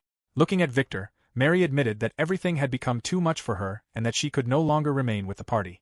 She broke into tears, speaking of Rick's disappearance and what had happened to Fitzan. As she watched Alan's silhouette disappear down an alley, she tearfully questioned whether he even had a heart. Alan walked through a doorway, kicking the ground as he cursed under his breath. He thought bitterly that all their efforts to save Matilda had been completely in vain. During that time, he had been negotiating with many people in search of a replacement, but every response had ended in disappointment. He wondered whether his name had already lost its worth and whether people were now underestimating them. Grinding his teeth as his anger grew, he thought back to Mary's attitude while escaping the dungeon. He remembered the look on her face and recalled how, just like before when she had accused him, she was underestimating him as well despite being nothing more than a healer. Alan kicked a stack of crates into a wall with a loud crack, consumed by the thought that everyone was underestimating him. He spun around in fury, hissing as he shouted about himself. A man standing in the alley observed him and remarked on his attitude. Alan glared at the stranger and his cloaked companion, demanding to know who they were. The man with glasses smiled and introduced himself as Alfred Blythe. He politely stated that he was pleased to make Alan's acquaintance, but Alan immediately cut him off and told him to leave. Still visibly annoyed, Alan made it clear that he was not in the mood. Alfred Blythe replied that it was a shame before producing a letter and explaining that he had come to deliver a message from the king himself. Alan was visibly surprised by the mention of the king. They then returned to the house where Alan's party was staying. Alfred Blythe stated that the king admired Alan the hero for everything he had accomplished so far. However, he explained that Alan's recent repeated failures in dungeon conquests had exceeded the Senate's limit of tolerance, and they were now leaning toward revoking his title as a hero. Alan reacted with furious shock. Alfred Blythe then continued, indicating that there was still more to say. Alfred explained that he believed Alan's past achievements could not be ignored. As a gesture of goodwill, he stated that conquering a few dungeons would be enough to resolve the matter. Alan was surprised by how simple it sounded and questioned whether that was all it would take. Alfred Blythe confirmed that it was and suggested, as an example, the dungeon that had recently become the talk of the town. Upon hearing this, Mary was shocked, immediately realizing which dungeon he was referring to. Meanwhile, Yuri confirmed that Rick was seeking her advice on dungeon management. Rick admitted that, until now, he had mainly been synthesizing powerful monsters to station throughout the dungeon, but he had begun to think there might be more effective ways to manage it. Although his catalog now offered more options, he was still uncertain about what to create next, so he decided it would be best to ask Yuri for guidance first. Yuri simply acknowledged his request. Yuri blushed and became flustered, unable to believe that her master was relying on her. Rick apologized for troubling her if it was an inconvenience. Yuri immediately assured him that it was no trouble at all and enthusiastically promised to do her best to help him. She explained that, before meeting her master, she had traveled to many different places. Rick expressed his hope that everything would work out. Yuri suggested that they first examine the dungeon's current condition. Rick studied the digital map and, after thinking it over, realized that it lacked ingenuity. Yuri explained that while the current layout was suitable if the goal was to have powerful monsters eliminate intruders immediately, it was also necessary to prepare for the possibility that some might survive or break through. She advised creating ways to gradually wear down intruders instead. As a first step, she recommended making the dungeon multi-layered, explaining that doing so would make it easier to organize and command monsters of different ranks while also adding a three-dimensional element to exploration that would make searching much more difficult. Rick immediately understood the concept. Yuri then explained that assigning a specific environment to each floor would provide buffs to the monsters stationed there. She suggested specifying the second floor and executing a floor change.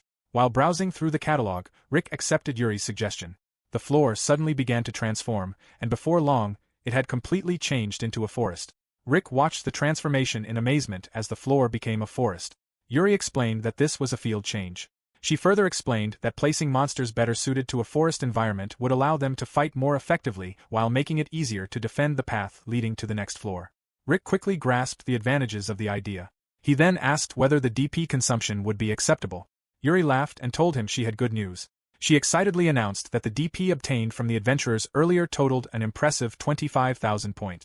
As a result, the dungeon's rank had increased to E. She happily reported that their current DP total had reached 36,200 points. Yuri went on to explain that the total expenditure so far, including the dungeon expansion, floor changes and field changes, amounted to 14,500 DP. Rick was surprised by the amount. Yuri reassured him not to worry, explaining that from E rank onward, they could build facilities that automatically generated DP.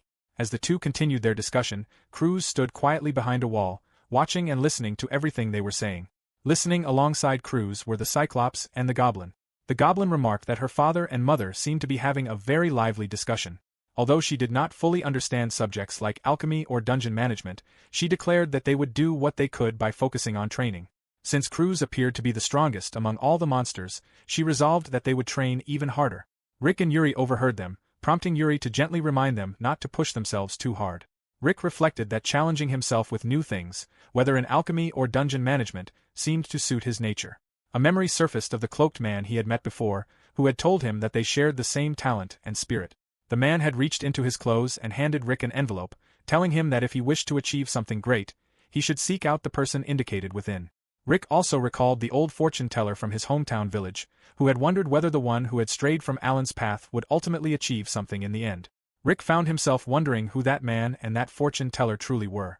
Meanwhile, at the place where Alan's party was staying, Alan dismissed the possibility of having his title or favor revoked, insisting that it was nothing, that it was none of their business, and that he could handle everything himself.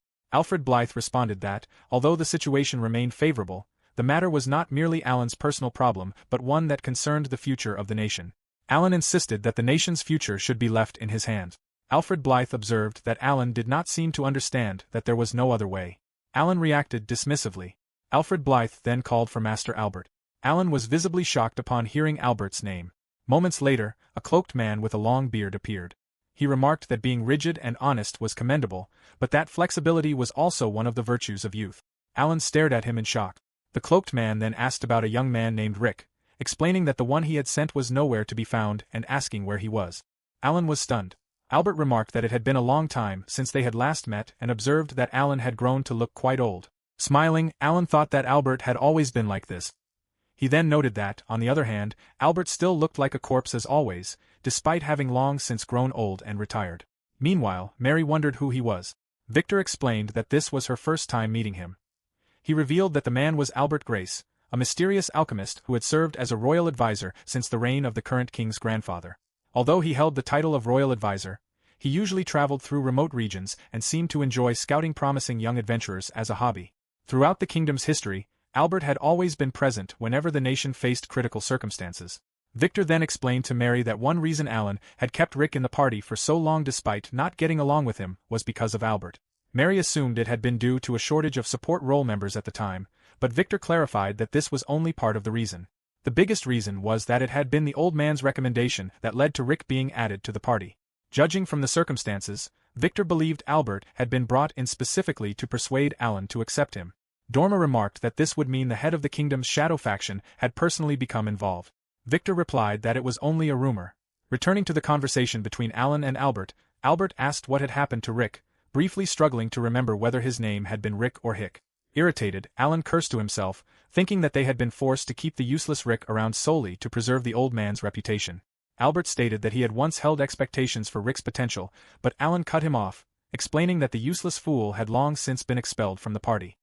He insisted that they had looked after Rick for a long time, yet he had never accomplished a single noteworthy thing. Alan questioned whether the potential Albert kept mentioning was actually useful, adding that they did not have the luxury of waiting around to evaluate it. Alan continued by saying that it would be troublesome if they were dragged into Albert's personal indulgences. Albert merely smiled and replied that it was simply a bad habit of an alchemist. He explained that diligent verification and observation were the essence of alchemy and admitted that he often spent too much time pursuing potential. Even so, he emphasized that patience was essential in all things. As he spoke, he looked at Alan as though there were something he wished to impress upon him. The consequences of the party's failures came to mind. Matilda lay dead, while Fitz clutched his body in agony after losing his leg. Looking upon those results, Albert confronted Alan, remarking that he had believed Alan had already learned firsthand where impatience and rash decisions led. Alan gritted his teeth as sweat formed on his brow, glaring at Albert. Looking down at him, Albert acknowledged that he would not deny a reckless attitude, since it was a trait often found among adventurers. However, as someone who bore the title of hero, Alan needed to begin distinguishing between courage and recklessness. In the laboratory within the dungeon, surrounded by glass flasks, Yuri asked her master what he was making this time. Looking at Rick, she added that if it was something that could be prepared from the catalog, she hoped he would let her know.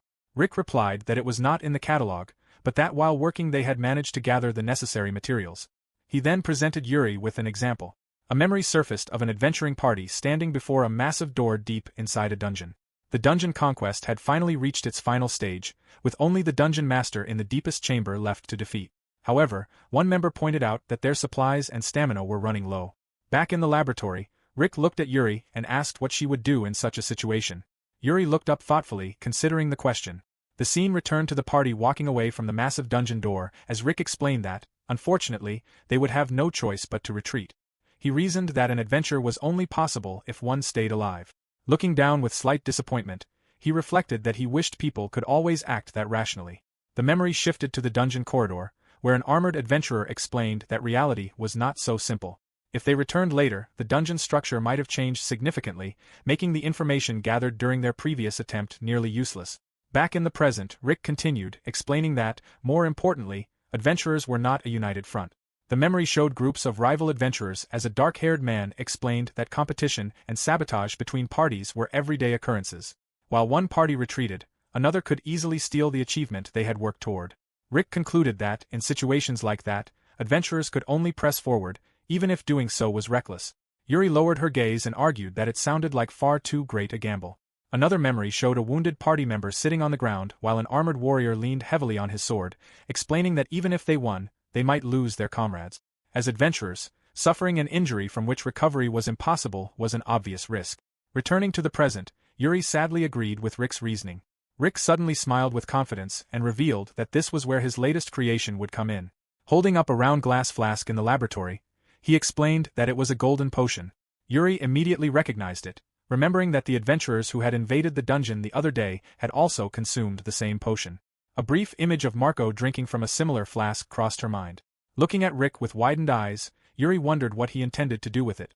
Rick answered only with a sly, knowing smile. Still confused, Yuri suspected that it was another experiment. Rick enthusiastically explained that his first step would be to heal the Cyclops. Cruz then appeared. Standing beside the Cyclops, Rick told Cruz that he wanted her to fight the Cyclops seriously just once. Cruz looked down at him skeptically, questioning whether he was serious. She pointed out that she might accidentally kill it in the heat of the moment. The Cyclops peeked out in complete shock. Rick replied that he did not mind. Holding the glass flask, he proposed that, as a handicap, the Cyclops would fight after drinking the golden potion, asking whether Cruz was fine with that. Cruz smirked confidently, saying that she had no objections, though she questioned whether such a small bottle could truly serve as a handicap. She then declared that it was unfortunate for the Cyclops, but since it was an order from her father, there was no choice. Cruz charged forward with an intense expression, determined to end the fight instantly and without causing unnecessary pain. The Cyclops stood frozen in astonishment, sweat pouring down its face. Watching the scene unfold, Yuri anxiously wondered whether everything would really be alright. Rick remained calm, confidently smiling as he held the flask, certain that Yuri only needed to watch the power of the golden potion. In Chapter 11, the Cyclops swung its arm forward to strike, yelling for Cruz to take the attack. Cruz ducked low and rushed beneath the blow. She opened her eyes wide, wondering what had happened and what was wrong, while the Cyclops looked down at her in complete surprise. Cruz darted around at high speed, her rapid movements leaving behind a blur as she asked whether the Cyclops was not getting tired from continuous battles. The Cyclops then wound up a powerful punch. Cruz reminded him that even though his wounds had been healed with her father's potion, she cut herself off and unleashed a heavy strike directly into his midsection. The Cyclops was sent flying backward by the impact of Cruz's kick. Yuri cried out for her master in panic, fearing that at this rate the Cyclops would truly die. Rick remained completely calm, assuring her that everything was fine and instructing Yuri to watch closely. The Cyclops' eyes then sharpened with intensity as it began to recover. Cruz stood over him, preparing to strike again as she declared that her previous attack had been the finishing blow and ordered him to perish with dignity. Suddenly, the Cyclops thrust its hand upward to attack, causing Cruz's eyes to widen in surprise as she realized it was striking back. The Cyclops countered with a heavy punch, catching Cruz off guard. As they clashed, it unleashed multiple strikes, making Cruz realize that it was keeping up with her speed. Irritated, Cruz expressed her frustration at how annoying the situation had become. The Cyclops then prepared another punch while Cruz positioned herself for a counterattack. Rick loudly ordered both of them to stop, and they froze in the middle of the battle. Rick stepped between them and observed that the experiment appeared to have been a success. Still eager to continue fighting, Cruz insisted that the battle was not over, but Rick reassured her that winning the fight had never been the actual goal. Rick cheerfully explained that he had wanted to test how well the Cyclops could fight against a superior opponent like Cruz. Yuri looked at him in confusion, wondering what he meant. Holding up the flask, Rick explained that the golden potion reacted to its user's moment of crisis and enhanced all of their abilities. He noted that although its duration was short and synthesizing it required advanced techniques and considerable cost, its effectiveness was exceptional. An illustrative flashback revealed that, since the invention of the potion, the survival rate of adventurers had increased by 40% according to the Royal Capital's Statistics Bureau. In short, it was a potion specifically designed to turn the tide during a crisis. Rick cheerfully explained that every monster in the dungeon would carry a golden potion. Yuri immediately understood, and Rick added that the monsters already held the advantage over adventurers in terms of numbers and terrain.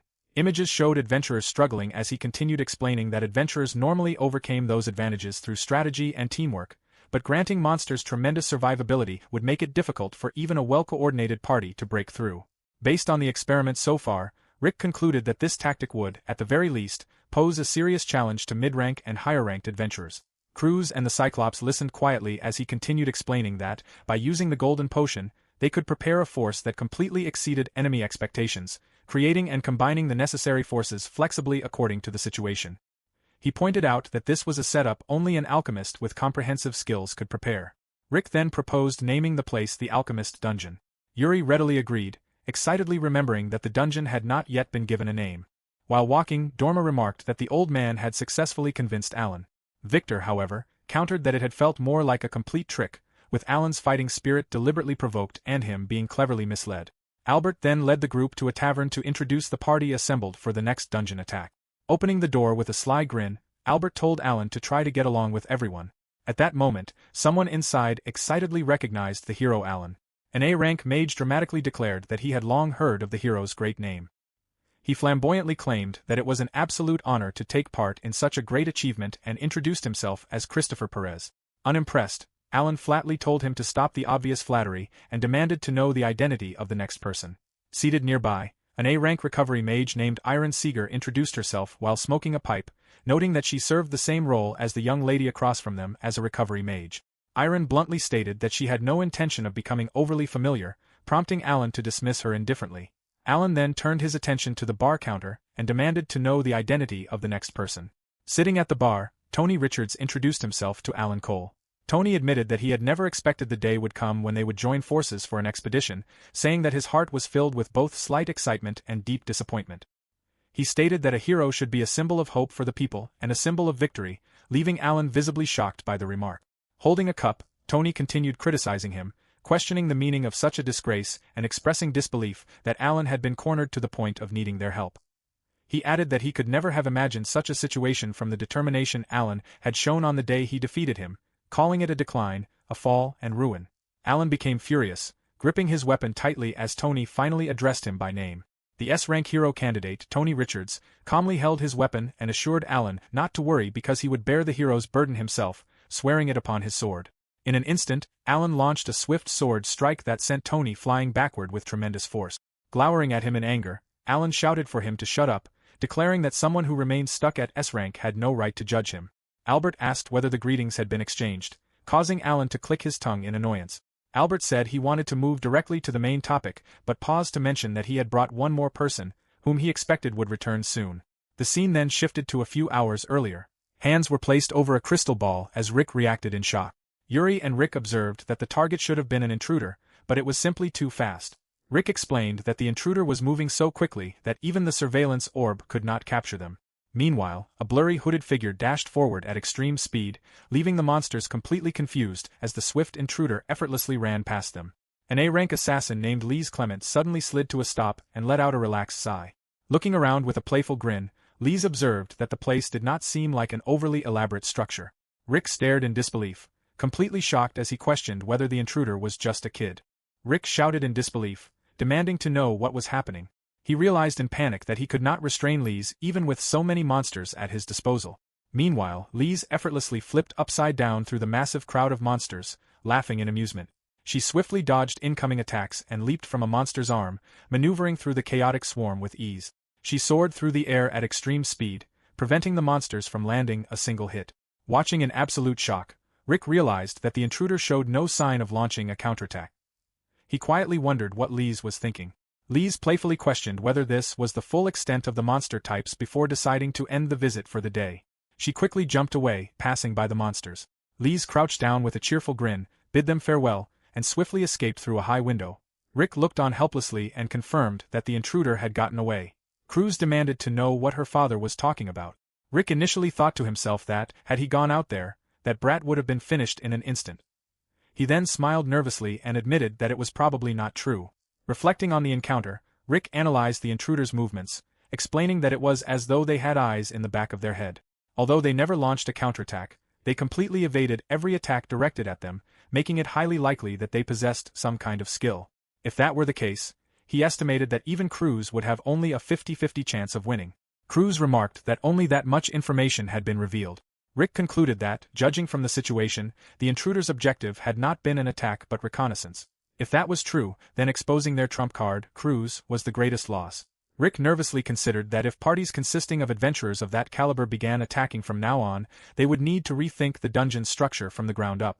Cruz and Yuri listened seriously as he voiced his concerns about their current situation. Meanwhile, Lise placed her hand firmly on a map spread across the table and let out a sigh before continuing.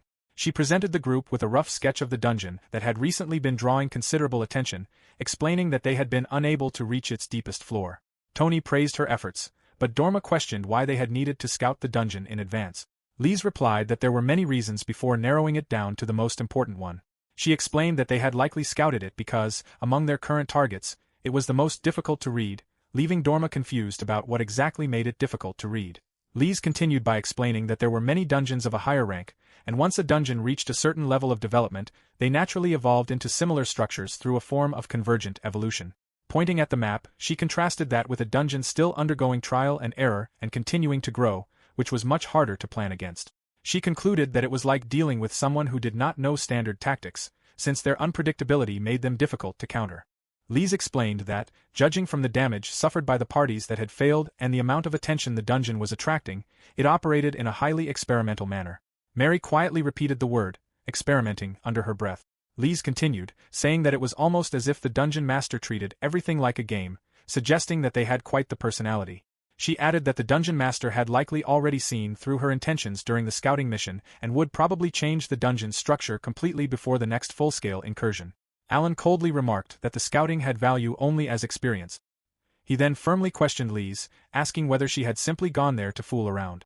Lise immediately denied it, stating that she would never risk her life for a joke. Inwardly, she thought that she had naturally intended to report everything she had discovered. She went on to explain that what they truly sought was not information about the dungeon's layout itself, but rather insight into the dungeon master's tendencies, quirks, and personality. She believed that understanding those traits would allow them to predict the dungeon to some extent, no matter how much its structure changed.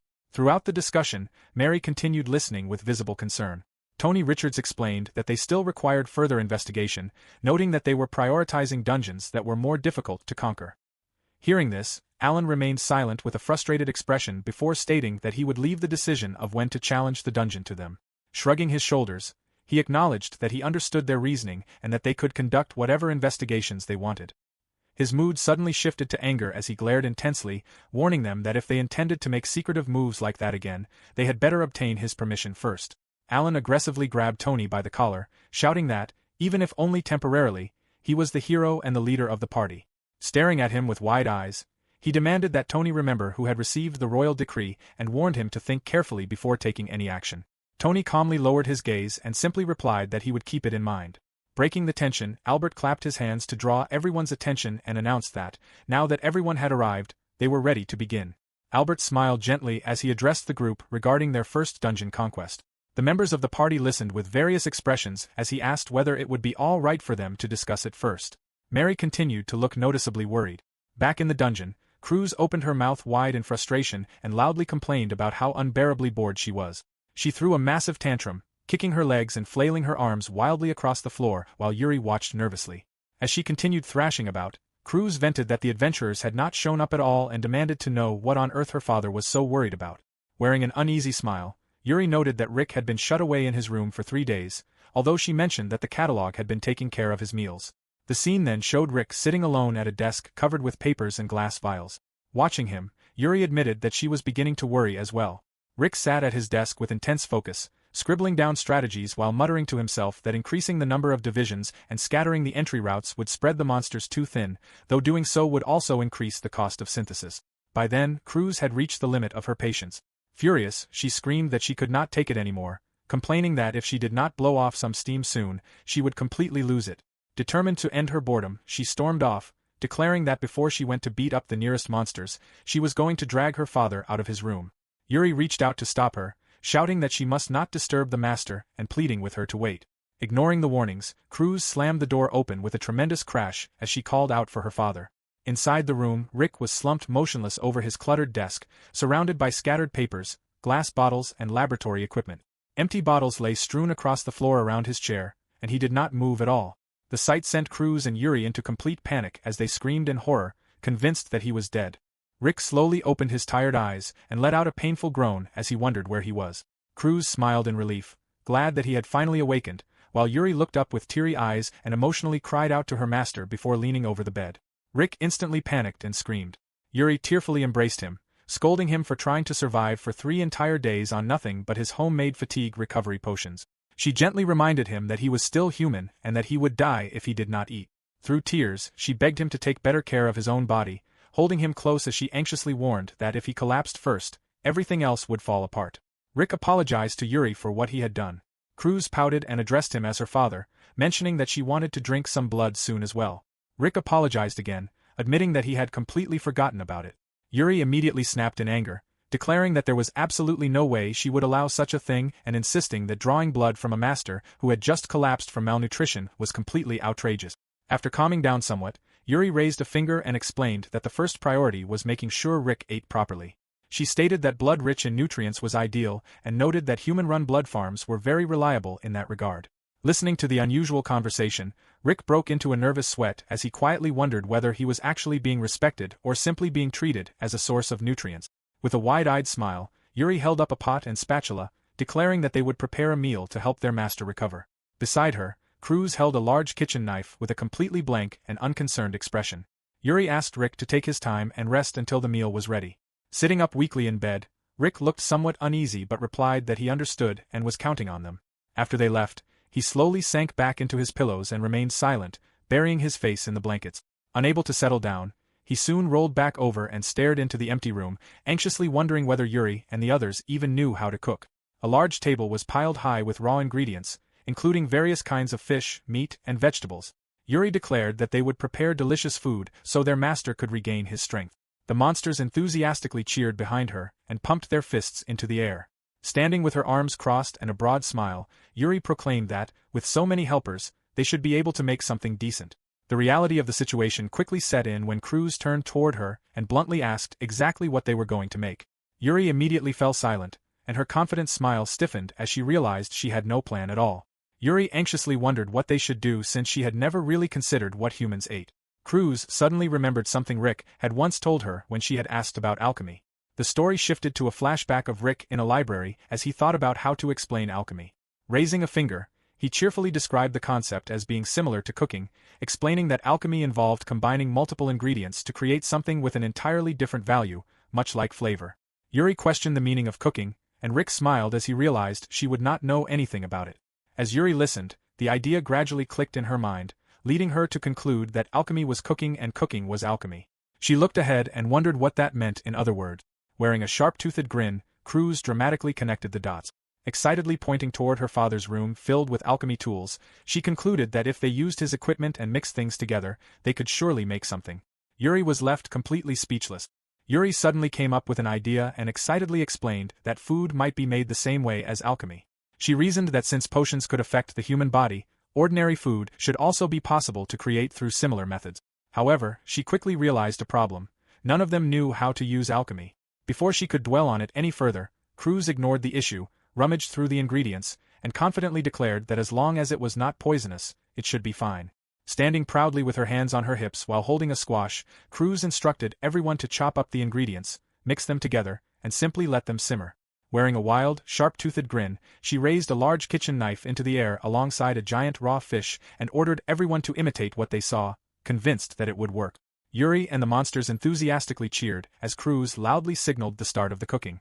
A large cauldron filled with a strange mixture of fish and bones bubbled as it cooked. Yuri nervously remarked that the dish needed to simmer for half a day, but Cruz argued that their father could not wait that long. Confident that 3 minutes of extreme heat would be enough, she summoned a rank B wyvern and ordered it to unleash its powerful flames onto the cauldron. The wyvern blasted the pot with an immense torrent of fire, causing the contents to boil violently. As the flames subsided, Cruz and Yuri stared blankly into the cauldron, their hair standing straight up from the force of the blast. Looking inside, both were horrified by what they saw. Cruz flipped upside down onto the rim of the cauldron in shock, shouting that everything inside had completely evaporated. Beside her, Yuri covered her mouth and groaned that simply inhaling the steam made her feel strange, wondering whether adding the stamina-boosting potion from the cupboard had been a mistake. Nearby, a small goblin poked another goblin lying on the floor and remarked that they would simply have to be more careful next time. The Cyclops, holding a chunk of rock salt, looked over in confusion as Cruz asked whether it should be added. Yuri recalled hearing that salt was essential for the body, prompting the Cyclops to crush the rock salt. Yuri then instructed him to add all of it. The Cyclops dramatically struck a Salt Bay style pose before dumping an enormous amount of salt into the cauldron, completely ignoring the warning that consuming too much salt was seriously harmful. The dish eventually began to resemble proper food, but Yuri pointed out that the real issue was whether it actually tasted good. To test it, Cruz forced a nearby goblin to take the first bite. The goblin chewed briefly before immediately collapsing from the horrible taste. Moments later, the dish suddenly exploded, blasting Yuri and Cruz away with the force of their failed cooking experiment. The goblin who had sampled the food ended up buried in a crater with its face completely blurred out. Yuri silently stared at the destruction, but Cruz refused to give up. She loudly declared that alchemy was all about trial and error and insisted they begin again from scratch. They repeatedly tried again, but every new taste test ended with another explosion that sent goblins fleeing in terror. As the blasts continued, Yuri panicked, wondering what they kept putting into the pot to make it explode every time while worrying that they were running out of goblin taste testers. Rick looked on with a worried smile as he surveyed the destruction and rubble around him. Beside him stood Yuri, blushing in embarrassment, and Cruz, whose hair had become enormously fluffy. Rick expressed his sincere appreciation for their effort and the feelings behind it. With that, the chaotic ordeal finally came to an end. Rick looked down at the scattered rubble, broken wood, and books covering the area. He politely asked that, for the time being, they simply clean everything up. Yuri and Cruz sat on the floor with their heads lowered, feeling guilty about the mess they had created, and quietly agreed to Rick's request. Rick presented a large, delicious spread of food and eagerly asked what they thought of it. Cruz and Yuri gasped in amazement, letting out impressed sounds as their eyes sparkled. Rick explained that, since Yuri was a spirit who technically did not need to eat, he had focused on taste and texture by preparing a selection of hors d'oeuvre-style dishes for her. For Cruz, he had made mostly rare grilled meat dishes to suit her need. He had even included some of his own blood, which he had drawn earlier, as a side for her meal. Deeply moved, Cruz and Yuri stuttered that the meal was amazing. Rick explained that he had always cooked for Alan's parties in the past and that cooking and alchemy shared the same principles. Looking over at the monsters, he suggested that they gather around the table once in a while because they were all comrades fighting side by side. Everyone happily took their seats at the banquet table and shared a grand feast alongside all kinds of creatures. As they ate, Rick suggested that they first sort out their current situation. He explained that their greatest concern was the high-ranking party that had previously sent an assassin to conduct reconnaissance. Although they had successfully prevented the intruder from reaching the deepest level, the enemy had still managed to obtain a rough understanding of the monster's positions and behavior. At the same time, they did not have the luxury of completely replacing the exhausted monsters currently defending the front lines. The monsters listened attentively while continuing their meal. Cruz confidently declared that she would turn any intruders into a bloodbath, leaving absolutely nothing to worry about. Rick replied that her confidence was incredibly reassuring as he pressed his fork into a juicy piece of meat, but he wanted to be certain of everyone's safety. He pointed out the possibility that an invading party could split into two groups, with one group holding Cruz back while the other reached the deepest level, which would result in an immediate game over. Even though Cruz was technically stronger than all of them combined, Rick warned that they had to prepare for an enemy party of exactly that caliber. His words immediately angered Cruz, who bared her sharp teeth and demanded to know whether he truly believed she could be held off by only half of the enemy's numbers. Rick explained that, now that the dungeon had grown larger, the enemy might adopt a divide-and-conquer strategy, making it difficult for Cruz to handle everything alone. Yuri suggested expanding the dungeon even further so that the intruders would be worn down during exploration before the monsters moved in for the kill. Rick concluded that, against a high-ranking party like that, simply enlarging the layout would be like throwing water on a wildfire, and hastily expanding the dungeon would only waste their DP. Raising a finger, Rick explained that what they needed next was a tank. Yuri questioned what he meant by a tank, and Rick confirmed the idea. They needed a monster capable of physically blocking enemies and holding off multiple opponents at once, one specifically designed never to fall rather than simply defeat adventurers. He explained that they would place such a defensive monster immediately before the deepest level so that Cruz could eliminate all of the enemies being held back in a single sweep. Cruz enthusiastically pumped her fist in agreement, and Yuri immediately realized what Rick meant. Rick decided that his next necessary step was to perform a fusion, making it his very first attempt. Yuri cheerfully encouraged him, while Cruz looked up with her cheeks puffed out from stuffing her mouth with food. Meanwhile, in an A-rank dungeon, a skeletal hand reached outward as a crowned monster loudly proclaimed glory to its eldritch dungeon. Alan swiftly cut down the screaming monster with a brutal slash of his sword. Dorma remarked that, as expected from their lineup, an A-rank dungeon posed no challenge for them. He then boasted that it should have been obvious from the beginning because he honestly could have cleared it all by himself. Alan pointed out that Tony had not even drawn his sword once since they had entered the dungeon. Tony remained silent. Gripping his weapon, Tony clarified that he had never even been given the chance to draw it because they were only serving as backup. As Alan had said, the dungeon assigned to them by the king was one he could easily conquer on his own. Alan remarked that it was simply a form of insurance and that the preparation had certainly been thorough. Turning away, he left Tony with a final warning not to slow him down. Tony calmly replied that he would keep it in mind. Inwardly, he resolved to observe closely and learn as much as possible about the power of a hero while gazing over a cluster of buildings in the city. Back at the lodge where Alan's party was staying, Lise complimented the group on their performance, noting that everything seemed to have gone smoothly. Alan mockingly asked whether she had finished cozying up to those filthy sewer rats while they had been away. Lise sighed, commenting that he was as harsh as ever. She explained that the Thieves' Guild was the best source of information in the capital. Hearing this, Tony asked whether something had happened. Lise explained that she had gathered several testimonies from adventurers who had previously challenged the dungeon and survived, adding that some of them were former adventurers themselves. Mary listened quietly beside her. Victor clarified whether she had purchased information from thieves, expressing concern that the king's support funds might end up in the hands of shady individuals. Lise reassured him that there was no need to worry because information could be exchanged for other information, and she happened to possess several pieces they had been eager to obtain. Hearing that, Victor relaxed and smiled brightly, saying that if that was the case, then everything was fine. Tony silently observed the conversation, while Alan grumbled with an annoyed expression that he supposed it was acceptable. Alan then angrily confronted Albert, who was lounging comfortably nearby, demanding to know how much longer he intended to linger around them. Ignoring the hostility entirely, Albert happily remarked that the air in the lower town felt wonderful after being away for so long. Alan asked whether Albert was acting as some sort of watchdog, adding that he did not care because Albert was an eyesore and should hurry back to the palace if his business was finished. Albert replied that he had already completed his official duties, meaning the remainder of his stay was simply for his own enjoyment. He further admitted that he did not really care whether they succeeded in carrying out the royal order or not, leaving Alan visibly surprised. Albert smiled and explained that what he truly wanted to see was how the hero who would bear the next era chose to stand tall. Hearing those words, Alan was left completely stunned, while Tony silently observed the exchange. Alan quickly regained his composure and told the old man to stay quiet and keep watching until he became a bedridden old geezer. Albert laughed softly and agreed that he would do exactly that. As Albert walked away, Tony remained silent, deeply reflecting on the weight of his words. Meanwhile, Rick stood before a large, steaming pot and explained that, just as he had done with Cruz, he had used an A-rank monster in the fusion process. He observed that, although there were fewer monsters involved this time, the important thing was to prioritize quality over quantity. A brilliant light suddenly erupted from the pot, and a massive patterned limb crashed onto the floor nearby.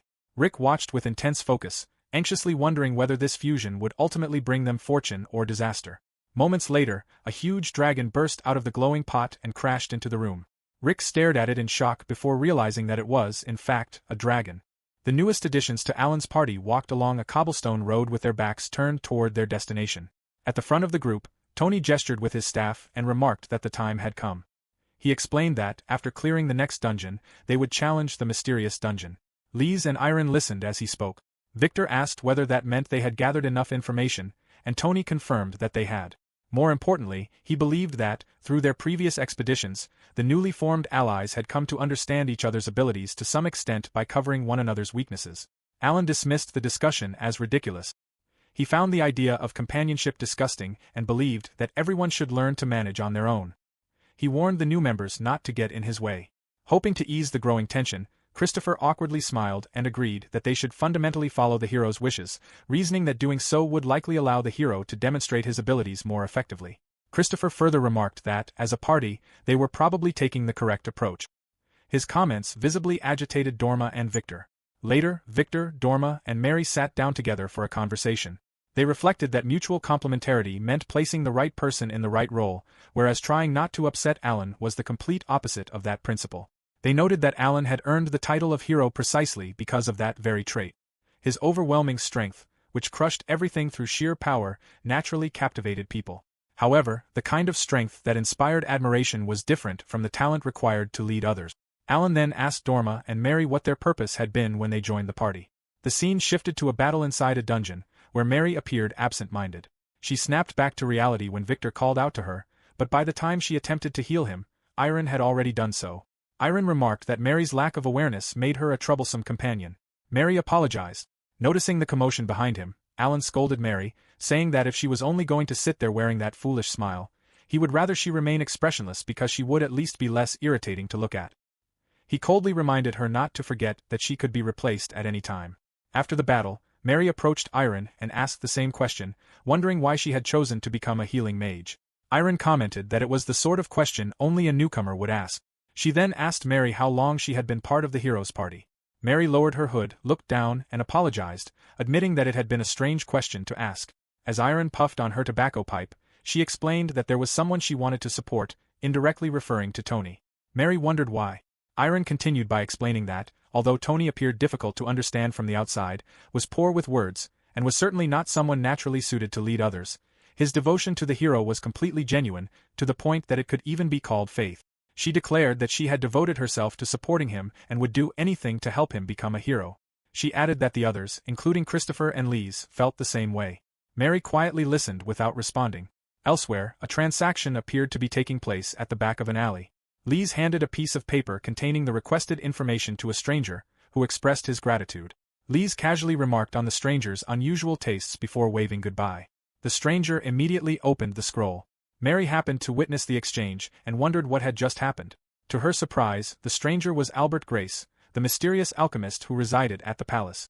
Albert cryptically remarked that it was not as though he had been trying to hide. He explained that he had been tracking the movements of the alchemist who had been expelled from the hero's party. Mary was stunned to learn that Albert seemed to know something about Rick's whereabouts. Albert went on to recount how Rick had first been introduced to Alan and eventually became his companion, regardless of how their partnership had ultimately ended. He observed that it was only natural for someone to wonder where another person had ended up. Albert explained that Rick, carrying a large basket on his back, had last been seen near the entrance to a forest on the outskirts of the capital. Coincidentally, it was the same forest where the dungeon entrance had appeared. He believed that Rick had likely gone there to gather materials for potions, but no trace of him had been found since then. Albert further revealed reports stating that, around the same time, primitive animals in the forest had begun behaving unnaturally, as though they were transforming into creatures possessing powerful magic, similar to the wolf that had attacked Rick. Spirits were one such example.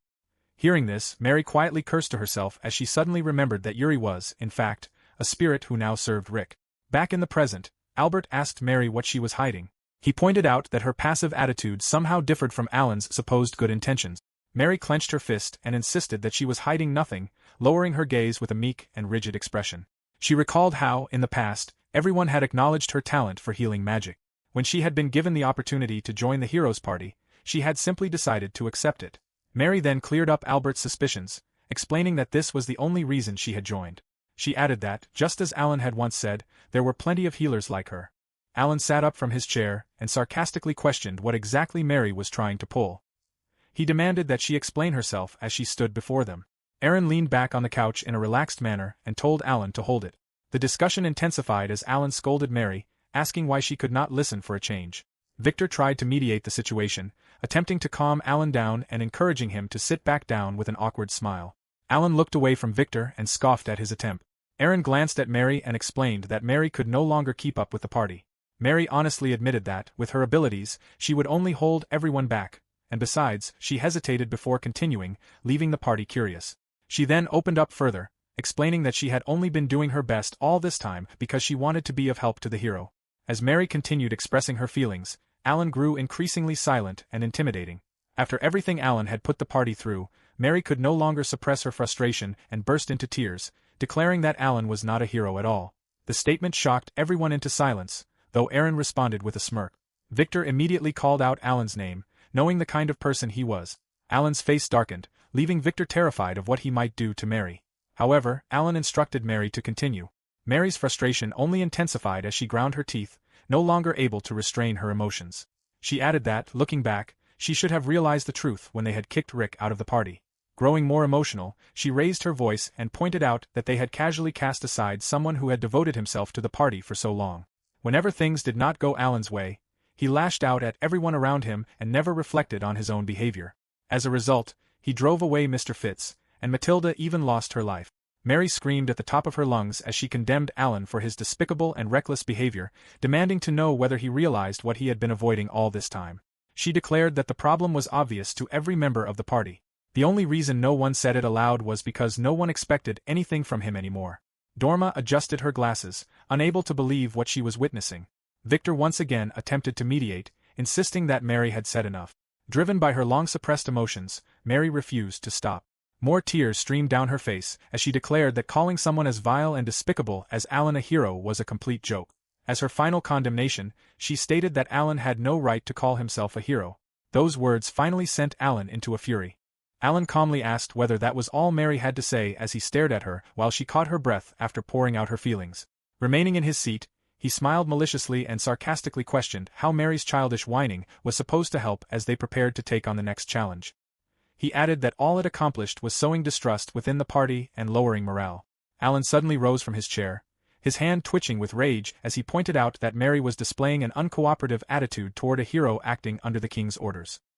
He let out a menacing laugh before declaring that, in other words, Mary was clearly showing an intent to rebel against the kingdom. Mary was left stunned and speechless. Alan grabbed his sword and declared Mary a traitor. Petrified by what was about to happen, Victor immediately called out to Alan, causing him to stop. As Alan moved to attack Mary, Tony and Victor stepped in front of her and blocked the strike. Alan ordered Tony to move aside, declaring that it was a command from their beloved hero. Tony glared back at him, unable to accept what was happening, and insisted that he could not overlook such a blatant abuse of authority. Alan then turned to Victor, ordered him to move aside as well, and questioned whether Victor understood his position within the party. Remaining protectively in front of Mary, Victor once again urged Alan to calm down. Frustrated, Mary lashed out, asking whether Alan intended to stop over something like this because he lacked the resolve to follow through with his own decisions. She continued by declaring that he did not even have the courage to face his own fault. Victor grabbed Mary and tried to calm her down as they stood on the cold vinyl floor. Furious as Mary continued provoking him, Alan prepared to swing his sword again and warned that she must truly want to get herself killed. At that moment, an authoritative voice ordered everyone to stop. The voice belonged to Albert. Albert declared that, as the royal envoy, Mary's words did not constitute rebellion against the state. He therefore ordered Alan to put down his sword, as he had no valid reason to lay a hand on her.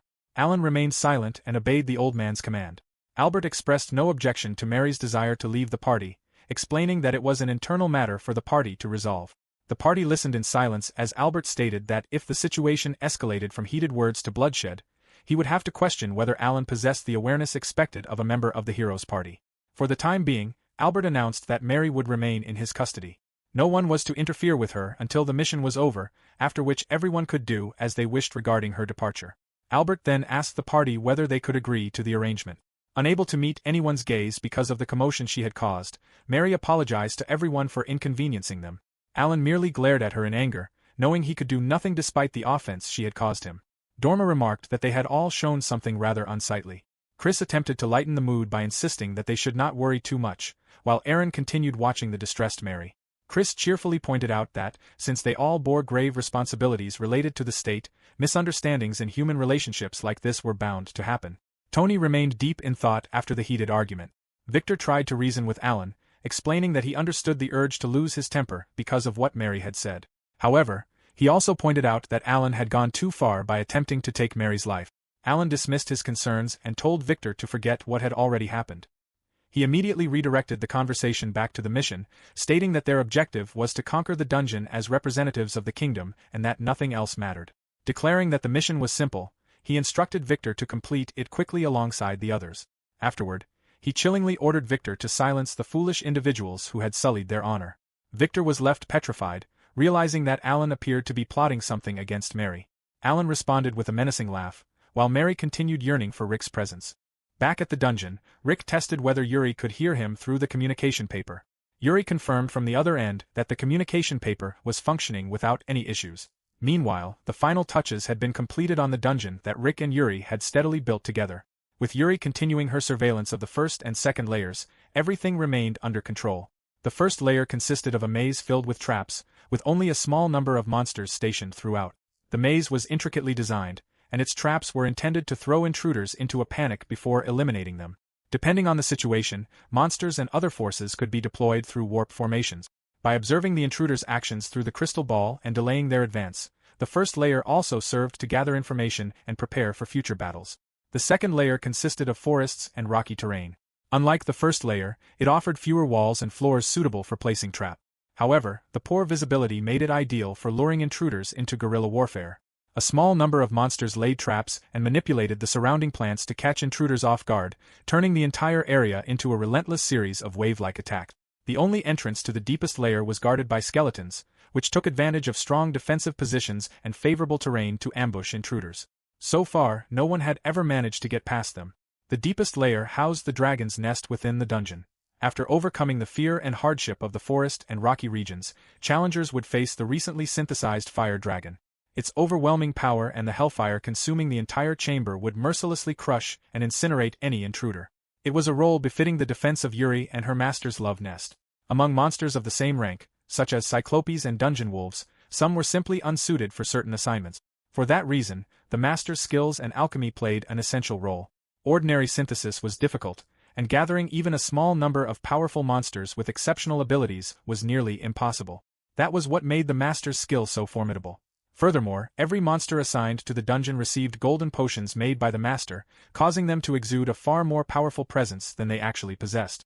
As Rick analyzed the situation, he reflected that when he had first started, he never would have imagined that his ability could be used in such a way. Yuri asked whether he was nervous. Rick assured her that he was not nervous at all.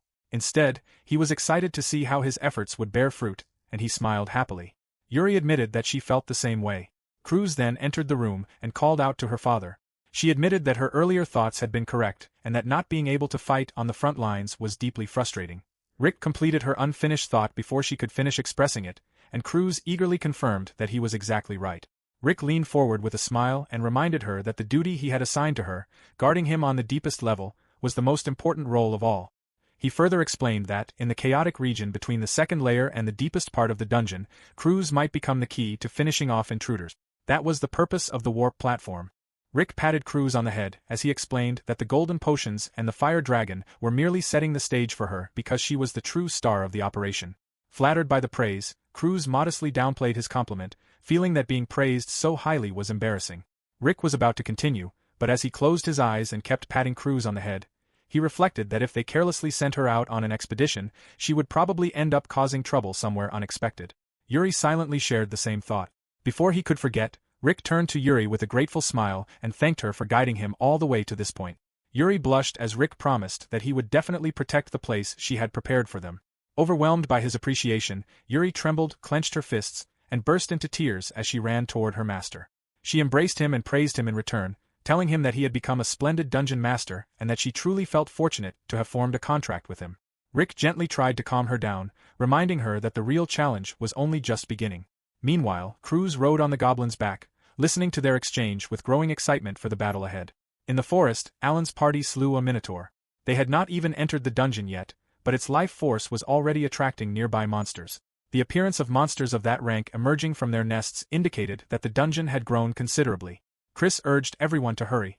Alan ignored him and remained silent as he thought that once they conquered the dungeon, they would finally be free from the entire charade. He then echoed Chris's urgency and ordered everyone to finish the expedition already, expressing his disgust at having to look at their gloomy faces any longer. Tony could not help but agree, though his words carried a double meaning. Back at headquarters, Tony asked Leitz whether everything had gone according to plan. Sitting on the floor, Leitz happily informed him that everything had proceeded exactly as expected.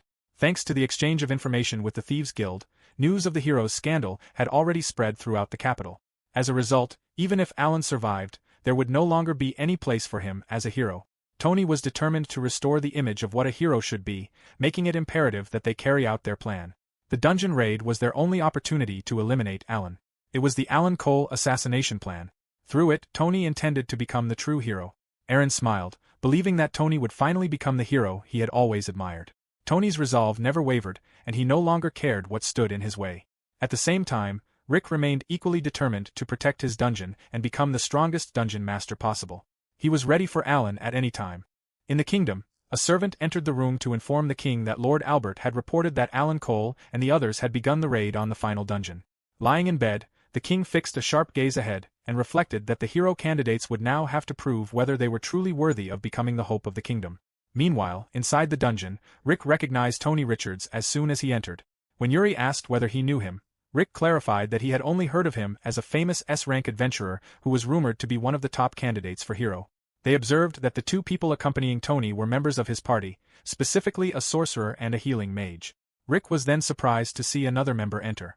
Rick realized that the young boy was the same one who had sneaked into the dungeon the other day, recognizing him as a scout from Tony's party. He also noticed that there still seemed to be a few more people outside. To his confusion, he then saw Dorma Gregan. Victor entered behind her. Rick expressed disbelief, convinced that Victor would never have given up his position as the party leader. Another figure emerged from the shadows, and Rick concluded that the final intruder was Alan. As Alan entered the dungeon, Rick immediately recognized him. Yuri recalled that Alan was the person she had been told about. Rick found it hard to believe that the hero's party, the same group that had cast him out, had arrived before him. He was equally astonished that Alan and Tony were working together. Yuri asked whether he would be all right, reminding him that he had previously said he no longer hesitated to defeat intruders. Rick replied that it would have been different if they had merely been acquaintances, but he immediately withdrew the remark. Rick wondered why they had clashed so soon in a dungeon that had not even reached E rank, and he briefly considered whether Mary might have leaked information about him. He reflected that he had always known this day would come and had prepared himself for the moment he would have to face Alan and the others. Closing his eyes, he accepted that this was the inevitable confrontation he had long anticipated. Rick reassured Yuri that he was fine and declared that he would throw everything he had at Alan and Victor. He clarified that his determination did not come from resentment. Instead, He reflected that the destruction of his former self had shattered his sense of belonging, and for the first time, he was finally able to pursue his own ideal. Rick accepted the confrontation as a challenge for Alan. Meanwhile, the party examined the first layer of the labyrinth and noted that it possessed a typical structure. Alan questioned whether the scouting would produce any useful results, and Leash responded that it was obvious, pointing out that the area already looked different from before. Leash informed Dorma that it was her turn, leaving Alan confused. Dorma placed an intricate device onto a stand, where it immediately began to glow. Watching through the crystal ball, Rick questioned what the device was, noting that it did not resemble anything related to alchemy. The mysterious device continued to glow as it emitted energy that spread throughout the corridor. Rick watched in shock and wondered what they had done. Dorma explained that she had developed a self-made mapping item that sampled plant materials collected by Mr. Leitz and detected whether the same materials were present in different locations. Alan remarked that complicated explanations were the mark of an idiot. Dorma then clarified that the tool simply generated an automatic map of any dungeon once its users entered it. She added that although the device could only produce a visual map and was incapable of detecting traps or monsters, it still fulfilled its intended purpose. Alan responded that if it was not useful, then they were merely carrying around a walking hazard. Leash pointed out that the device remained extremely useful for identifying the shortest route and stated that she would take the lead from there. Alan countered that disarming traps along the route posed no problem for him, explaining that surprise attacks from monsters were far more dangerous than trap. He then turned his attention to Leash, pointing out that Leash's weak defenses meant he would die instantly, and suggested that Victor, with his high endurance, should take the lead instead because he simply could not trust Leash. Leash asserted that this was precisely why he possessed his skill, prompting Alan to ask in surprise what kind of skill he was referring to. Rick was astonished by the automatic mapping item. He realized that the labyrinth's greatest advantage had nearly been nullified, but he reassured Yuri not to worry, reasoning that only one of their 100 strategies had become unusable. He proposed that they reverse-calculate the shortest route and send monsters to intercept the party, though he remained concerned about the capabilities of the device. Rick observed that although Dorma was credited with inventing the item, the assassin who had infiltrated the dungeon earlier had most likely provided the inspiration for it. He recalled how Leash had slipped past the traps and displayed the agility to evade even the monster's attacks, concluding that despite his appearance, Leash would be a troublesome opponent. Having reached a decision, Rick resolved that their first priority would be to eliminate the assassin. 30 minutes after the exploration began, a member of the party successfully disarmed a trap. As the group continued deeper into the dungeon, they noted that it was almost unsettling how nothing had appeared, having encountered only a single trap so far. Another member observed that such a quiet route was to be expected if they were following the shortest path. Even so, they could not ignore that the dungeon remained unnaturally silent no matter how they looked at it. The party was suddenly surrounded by a group of monsters. Leash remained composed despite the danger, while the others grew concerned. Tony, however, calmly reassured them that there was nothing to worry about. Leash explained that, because the party had relied on the hero's power until then, there had been few opportunities to demonstrate her own abilities. She activated her skill, Absolute Evasion, allowing her body to automatically dodge every attack in a half-autonomous manner. As she explained its effect, she effortlessly evaded the monster's attack. Leash crouched while balancing a blade and explained that the technique only functioned if both hands remained free. It was a ritual of the Nai sect in which one vibrated the air with their hands as an offering to the heavens, which was why she limited her equipment to throwing knives alone.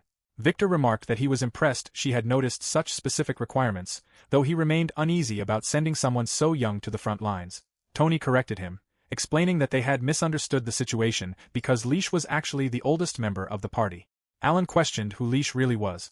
Wearing a sharp grin, Leash lunged forward with a swift strike that instantly closed the distance. As the attack landed, she regarded it as the finishing blow. Alan and Victor followed up with their own attacks, easily defeating the monsters. Rick and Yuri observed the battle through the crystal ball. Rick concluded that Leash's evasive ability appeared to originate from a skill. As he analyzed the situation and recalled her actions during the previous invasion, he reasoned that it functioned as an automatic evasion against attack. He pointed out that she reacted proactively, even to attacks originating from places outside her field of vision, and theorized that one possible activation condition was refraining from attacking herself. Yuri questioned whether, if attacks could not hit Leash and she could not be countered, it would be better to ignore the front line and target the party members in the rear instead. Rick replied that he would have preferred that approach, but Dorma had already given Leash a provocation potion.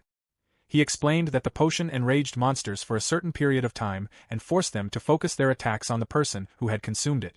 Rick was amused that they had thoroughly thought everything through. He reflected on how difficult the situation had become, noting that traps were easily detected, monster attacks could not hit their target, and the monsters could not even be redirected to attack someone else. Yuri suggested filling the entire room with trap.